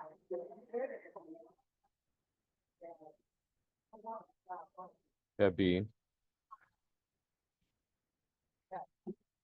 Yeah, I think I'd agree with that one. Here we have some data. So which choice most likely is data from the table to complete the example? Okay, so here they have like 4 individuals and the years they were active in film and how they contributed or how they credited in film. And then the question itself, in the fact, so many films and associated records for this year have been lost, that counts of those 4, for example, should be taken as bare minimums rather than totals. It's entirely possible, for example, that so they're saying it should be bare minimums.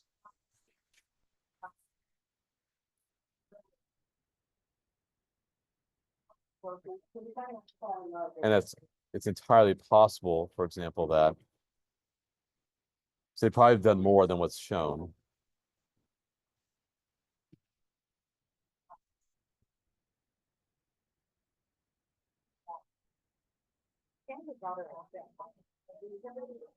But, So you want a choice that would exemplify that they've done more than what's shown.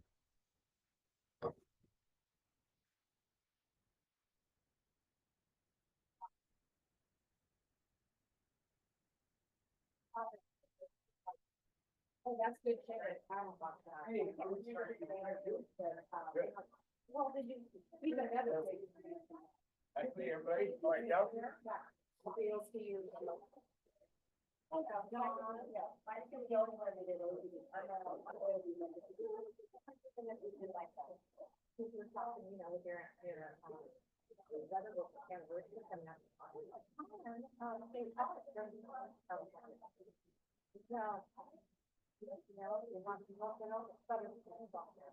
Okay. Yep, I agree, Steve.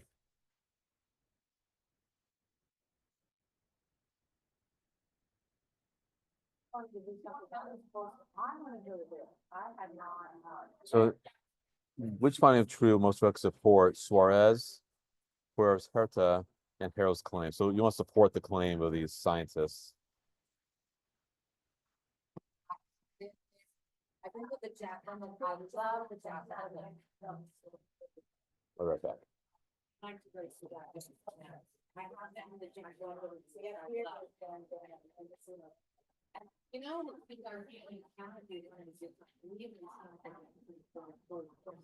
That's what yeah, we did the wrong thing.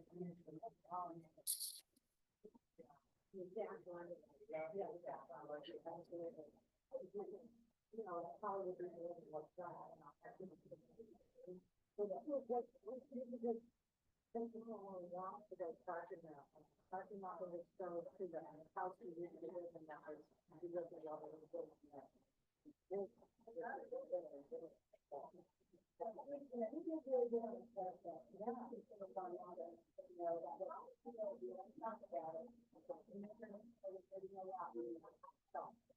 Yeah, so Wednesday, he has another 20 minutes of physical therapy.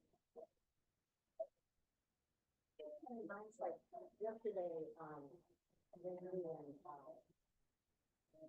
Michael Walker came to us in college, and who is now. They do, long more, they do it more for. Yeah, we'll go C on this one. I haven't really read it, so I don't know. But majority saying C, so we'll go C. Let's see. We'll see 16.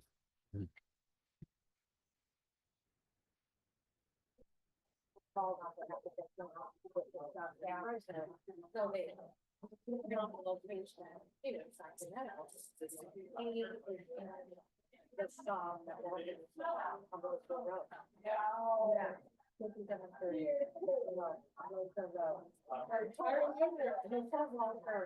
This one I can't remember. Take possession of them, so, you know, so it's getting it all set up, and, the public was already over there in line. To do it, so we took out the office, so it's just a good word, took up the restroom. But he didn't really need the office, he just needed space to go get up, you know, I don't know, oh, yeah, and so, he was getting a shipment from Colorado yesterday. And Yeah, I think I'd say C for that one.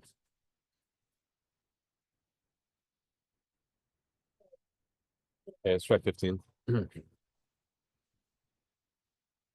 2 minutes.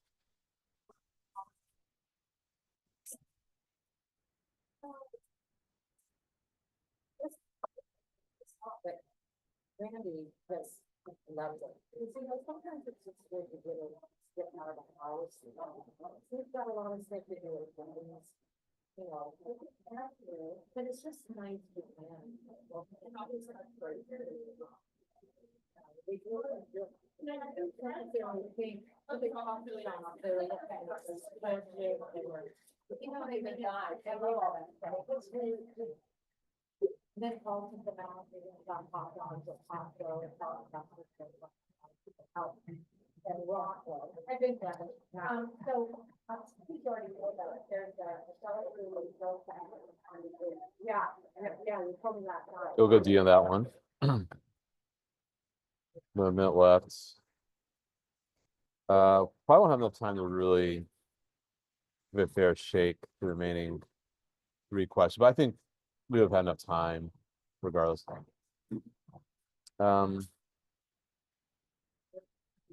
See if I vaguely remember these here. I don't know.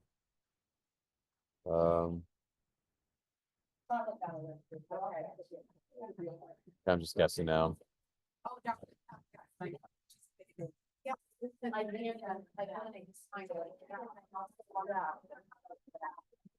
This is good.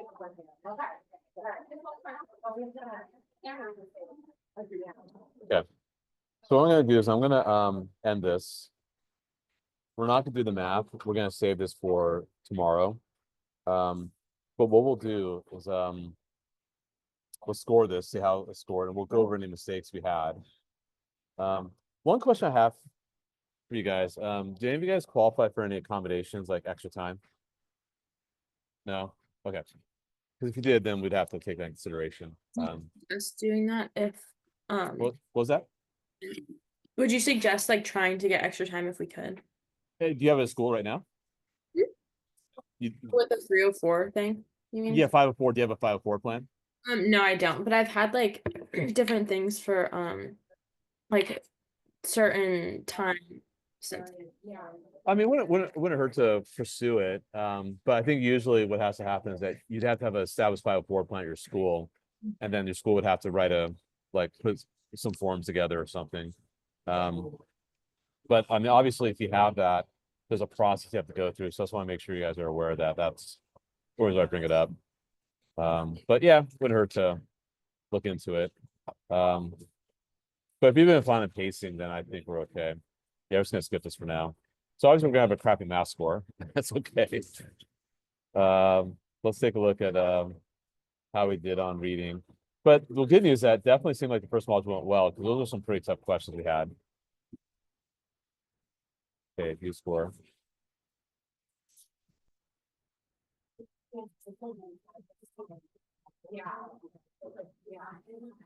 Oh, geez, why did I do that?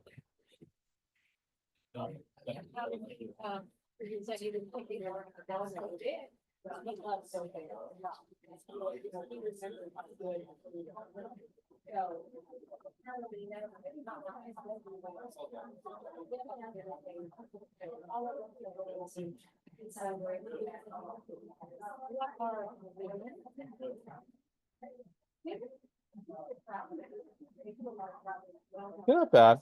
620.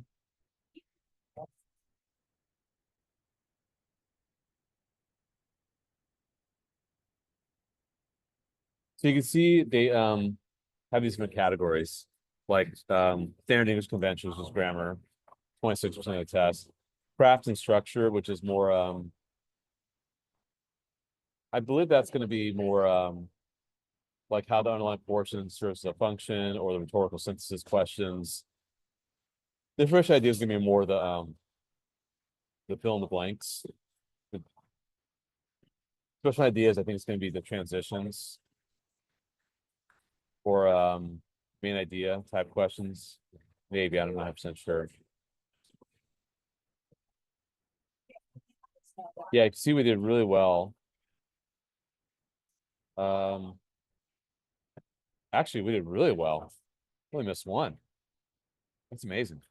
That was on me. So I was doing that fast, number 13. So you guys were great. That's good. That's awesome.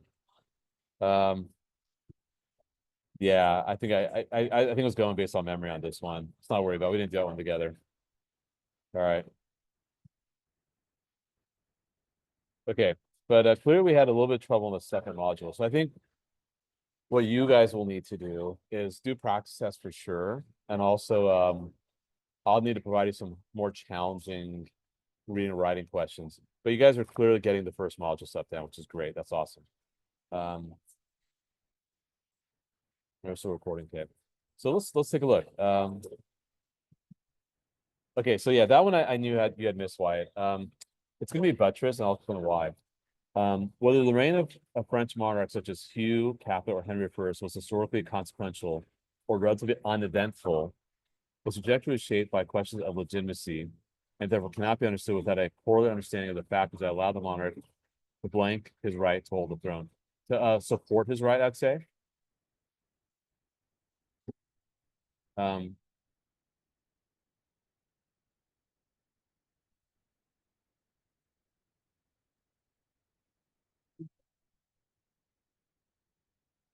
because you want to say whether his reign meant something or was uneventful, but its trajectory was shaped by a question of legitimacy and therefore cannot be understood without poorly understanding the fact that allowed the monarch to support his right, that he had a right to hold it. Disengage when it makes sense. Reciprocate means to give back.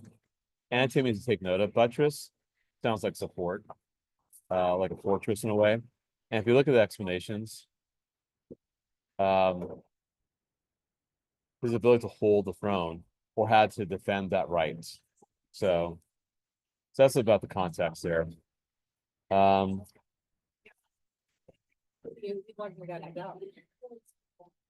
fine. Yeah, let's look at 8. I think I was relying on your guys' analysis here, or I don't think I really did this one. So let's look particularly at 8 here. So okay, so this is craft and structure for sure. A study by a team including finance professor Madhu Verar Gavan shows that exposure to sunshine during the workday can lead to overly optimistic behavior. Okay. Using the estimate from 1994 to 2010 for a set of U.S. companies, the team prepared over 29,000 annual earnings forecasts of the actual earnings they reported by those companies.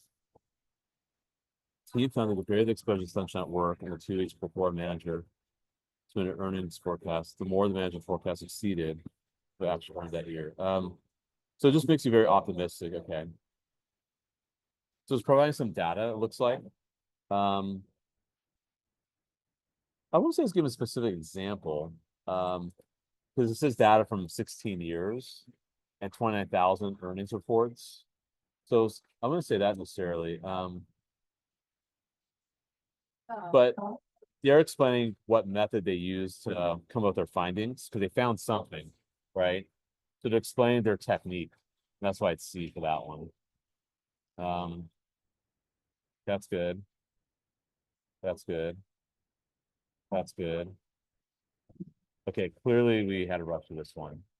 We'll see this one together, and I'll hide the answers. Okay. So which best describes data from the graph supports the researcher's conclusion?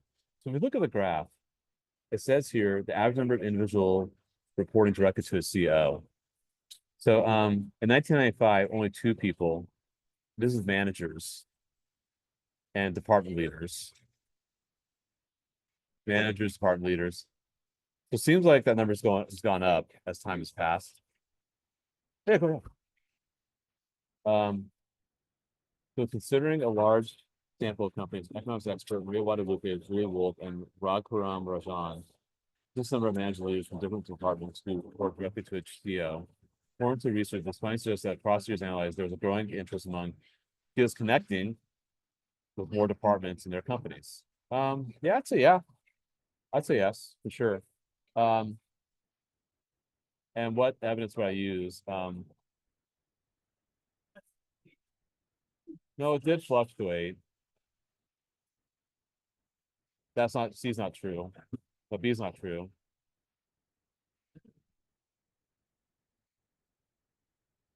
We're in department, not managers, so I wouldn't say C.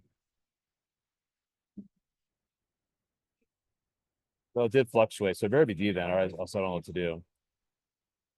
Yeah, it did rise. That's totally D. Yeah, I obviously guessed on that one. So, but that's how that one works. I think we would got that one right.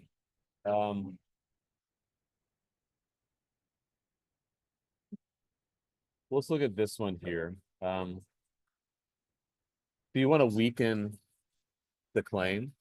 So go and take your time to read it. And tell me what you guys think about this one.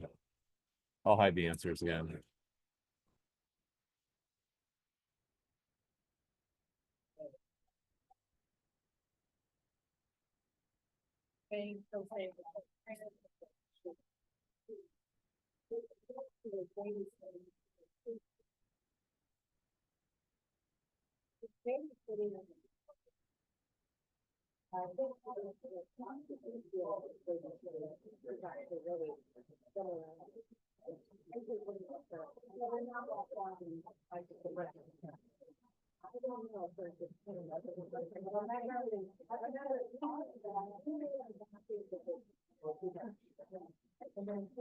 Yeah.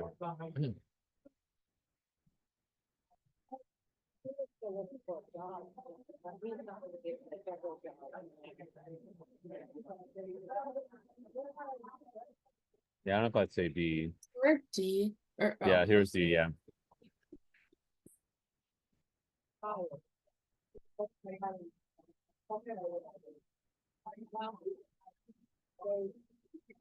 I think it's C actually. Yeah. Yeah, I do remember this one. Here's why it's C. So they say, if we read it one more time, so they say that are composed of the same materials of the plants contain equal or small quantities of the materials that make up the host star. The study is also part of that rock plants in our solar system are composed of some of the same materials as the sun. But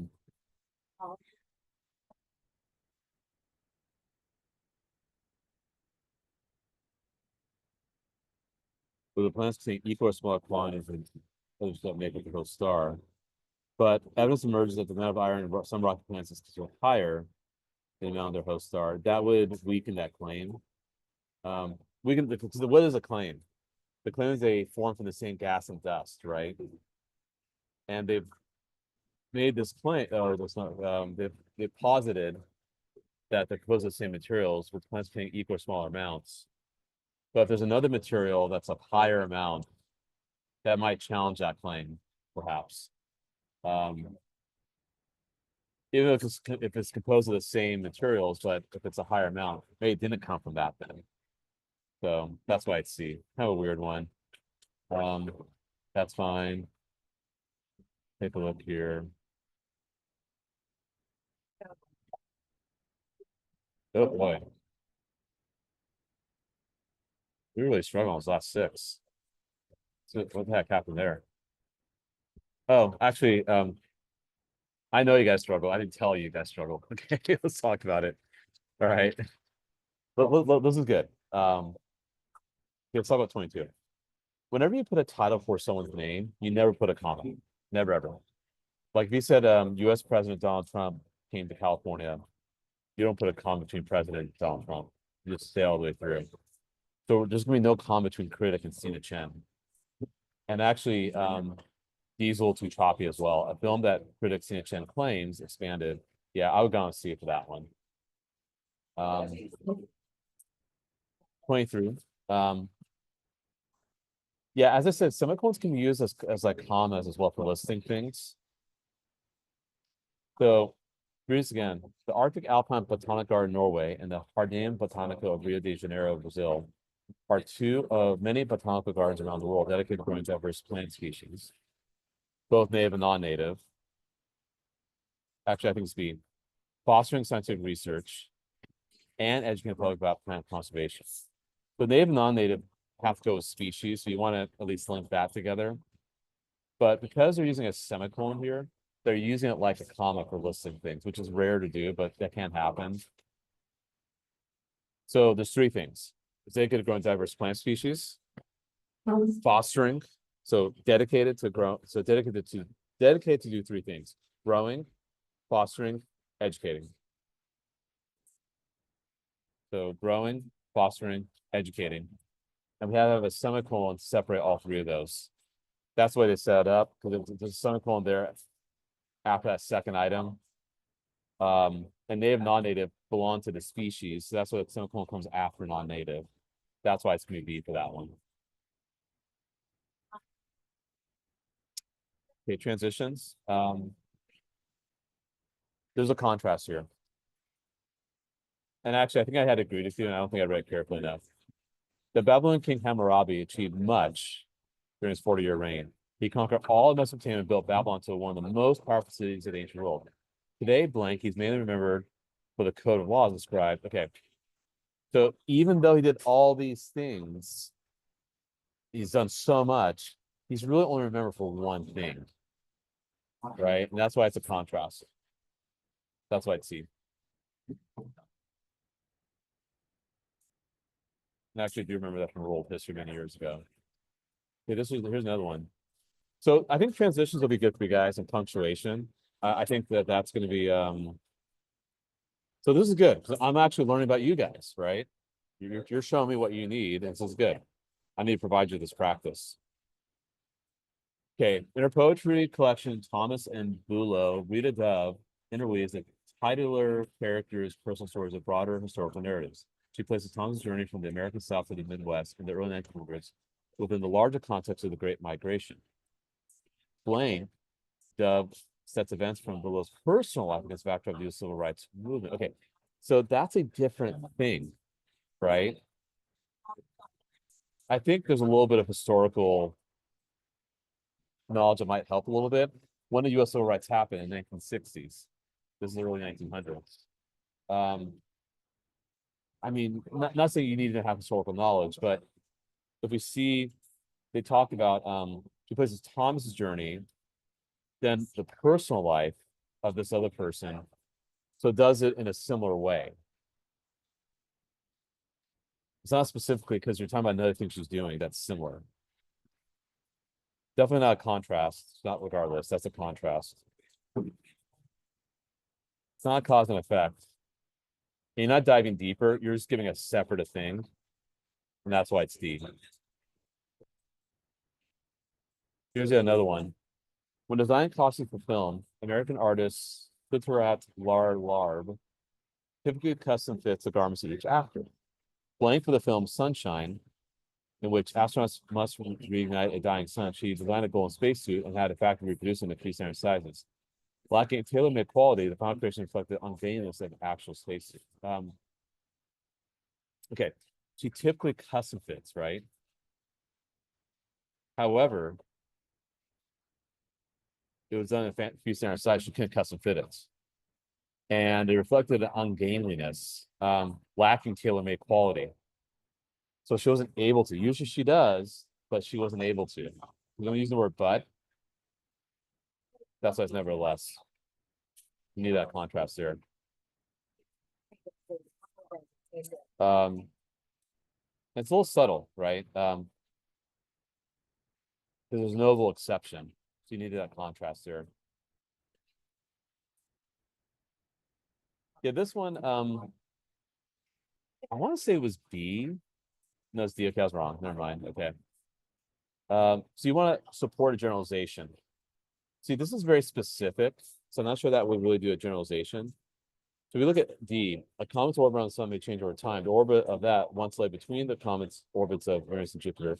There's an absence between those of Jupiter and Mars. So there is a generalization that they the number of comets is in the billions. And can change over time. They do say that. Many comets may change. And then you give an example afterwards of how it changes. So you support it. So you're making the generalization right here, and you're supporting it by providing that evidence. And that's what D is doing. So that makes sense. Okay.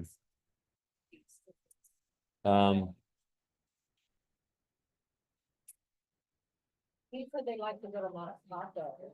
This is good. I think we definitely need to work on that. But, Um, I didn't.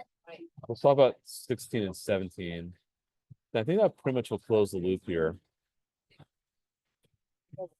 Then we can do a little more practice. We could end a tad early today. You guys have been doing really phenomenal work here. Yeah, let's look at 16, 17. And maybe what I could do is I could show you guys some transition practice as well as punctuation. Okay. So take a look at 16 here. Let's read this one carefully. Compiled in the late 1500s, largely through the efforts of indigenous scribes. Cantares Mexicanos is the most important collection of poetry in classical Natal, the principal language of the Aztec Empire. The poems portray Aztec society before the occupation of the empire by the army of Spain. And marginal notes in Cantares Mexicanos indicate that much of the collection's content predates the initial invasion. Okay. It portrays Aztec society before the occupation of Spain. And it predates, okay. Nonetheless, some of the poems contain inarguable references to beliefs and customs common in Spain during this era.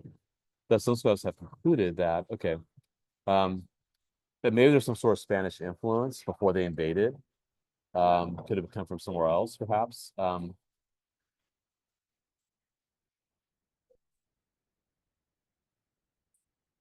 Actually, A could work too.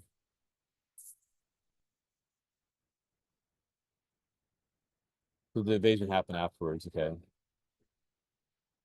No, I wouldn't say B. Yeah, it's borrowed from other societies, but it's all about Spanish influence. That's why I wouldn't say that.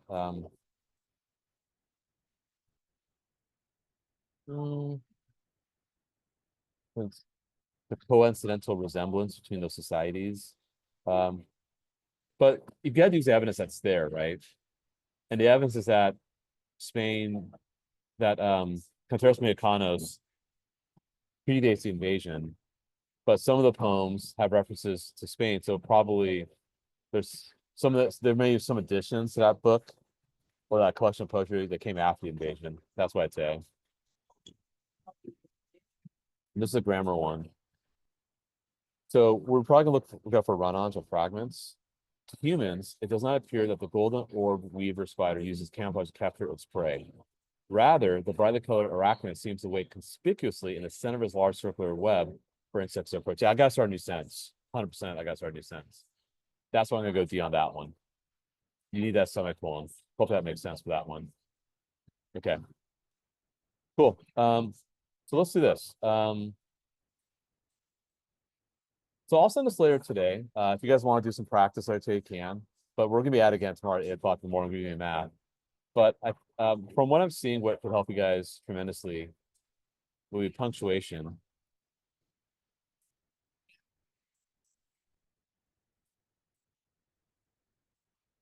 And this will open up. I do have an answer key for this. So maybe we could do this together and we could wrap up afterwards. So I'm more these are, I think, very coachable and easy to fix. So okay, we'll kind of just go through you guys typing in the chat. So look at number one here. David was surprised to learn that frogs were primarily carnivorous. He had assumed that they mostly ate plants and vegetables. What would you say for one?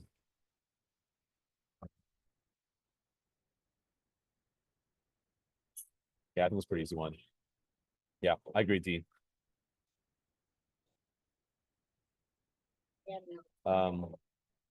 Yeah, you do need a semicolon to have more of a pause there.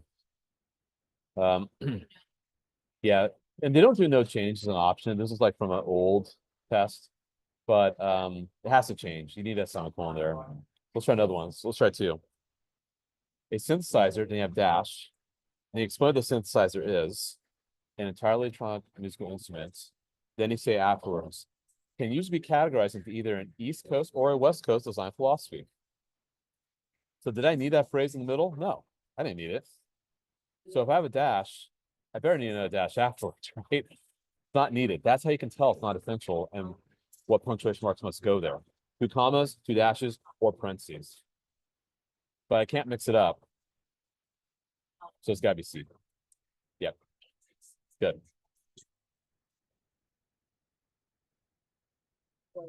Okay. Let's try 3.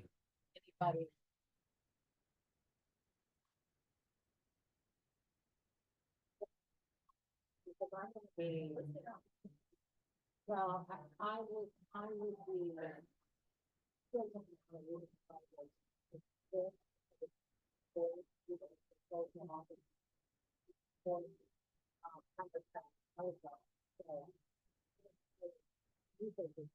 Cool. That's it, A. Keep it as is. Yep. Going to 4.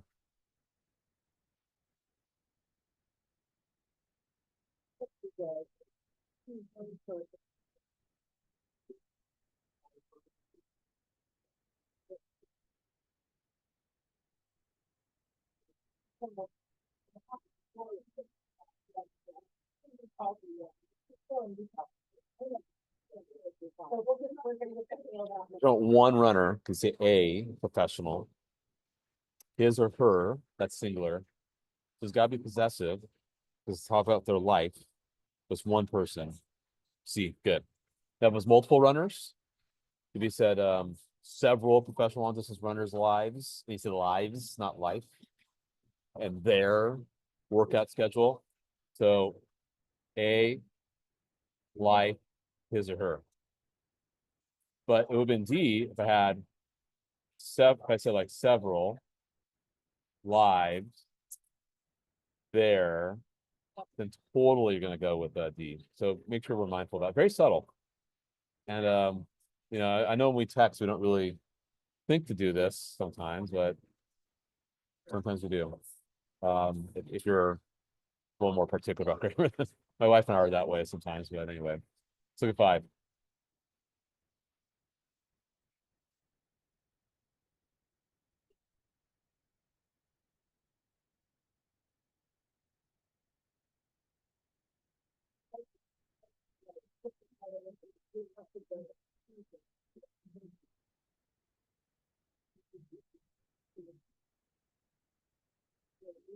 Yeah, I think I'd go with no change because you're elaborating on that difference. Yeah, so this is a tricky one. Let me explain why it's going to be A. Whenever you have a colon can be used for a couple reasons. For listing, if you said we have to pack the following items on our trip to Tahoe: skis, jackets, cooler, luggage, whatever, right? You can use a colon for that. It can also be used to elaborate on what you're saying. You can say um, there's a big reason why we're excited to go on vacation today, colon. Then you put a colon after today. We haven't been on vacation in a few years, or something like that. Though the words vintage and classic are often applied interchangeably, they're subtle different. Then you're elaborating Would the what comma, it is. yeah, would the comma be much different? Is it just, I'm sorry, repeat that, please. oh, can you hear me? Sorry. Yes, yes, I can. Yeah. Would the comma be used interchangeably almost, or like is it kind of similar or no? You can't. No. That's more if you're doing like a descript like what we call it a dependent independent clause. Like we said, although blah blah blah, Mm, you need to put a comma afterwards because that can be a complete sentence.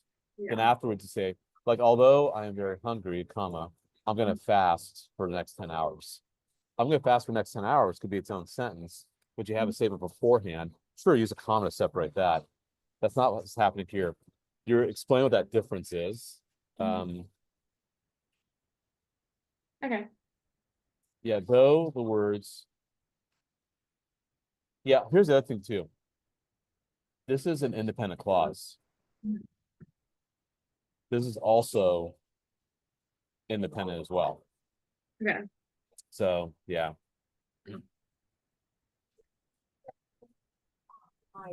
Okay. We'll wrap up in about 3 minutes from now. And then we'll pick it up again tomorrow. We'll end a little early. Let's look 6 here. Now here's the thing. This is what I was talking about earlier. Without reading, I know C and D are out. I know they're out. Because the C works, so does D. D works, so does C. You can't have both working the same way. And that they serve the same purpose, right? Even though we did see a semicolon being used as a comma earlier, but in this case, it's being used as to separate 2 sentences. You can't have 2 answers. And here's the thing, I see a parentheses afterwards, so I want to go with that parentheses. Without having read it, I could totally get this one right. Let's read it. musicians should carefully craft a strategy for their online streaming, and then explain what is streaming, right? The ability for their music to be heard instantly via the internet through a computer or mobile device. Let's say someone didn't know that, like someone like my dad who's like 81, maybe doesn't know what that means, right? Fine. Or my mom is like similar age, but we don't need it. You could say musicians should carefully craft strategy for their online streaming to achieve maximum popularity. If I said that, you guys know what I'm talking about. So you know what streaming is. Just nice to have. So if you're gonna do that, do 2 dashes, 2 commas, or parentheses. Because I'm committed to have parentheses at the end, I better put that parentheses at the beginning. I gotta be consistent. I can't be mixing it up. And again, C and D make no sense. So we're being very thoughtful and logical about our punctuation here. There's this, and once you get the hang of it, I'll give you guys, trust me, I'll give you guys a lot of work. That's gonna be, a lot of drill and kill. It'll be good for you guys. If you guys need it. Okay, we'll do a couple more here. Let's do 7 and 8. You guys know about 7.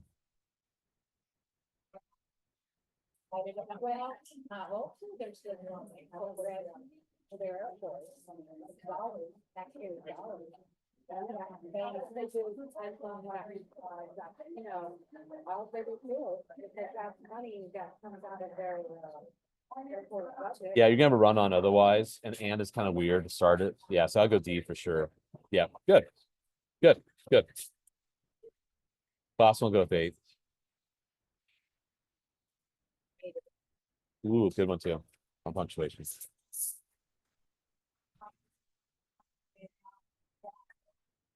Yeah.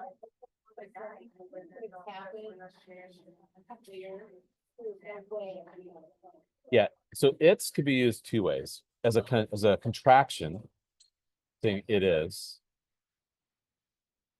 or as a possessive. I always love this one. My favorite treat in middle school. I still my favorite treat today. It's ice cream. It's the saying it is it, right? And there's actually, I think, the factory off Highway 101 when I head down to the Bay Area. But you have to be mindful about that. So, but this is being used as a possessive, just saying it's popular, the popularity of surfing. Surfing's one thing. So we're not gonna use an apostrophe at all. And it's one thing, can't say there. If you said multiple sports, of course say there. So I'm gonna say B on that one. Good. If there was a apostrophe After the S. Are you saying there's an apostrophe after the S? I was gonna say before, but there is one. So like, is this not a possessive sentence? Like it's not. Right. So right. Well, it's possessive, but this is weird. It's a possessive for a general pronoun, not for a specific person, or a specific thing. So like we don't use apostrophes for it, unless it's a contraction, and because it's one thing, you would put after the S anyway, right? Because it's one thing. That's kind of weird. But regardless, it's like if you said like Rio Marcano and its students, no apostrophe. But if you said if you're talking about Rio Marcano and saying it's a great school, you're saying it is a great school, then of course you go with that. That'd be a contraction, not a possessive, because you're combining it with the verb is. But it's possessive. Yeah, we don't do that. So yeah, the English language can be funny that way sometimes. We'll go stop the recording.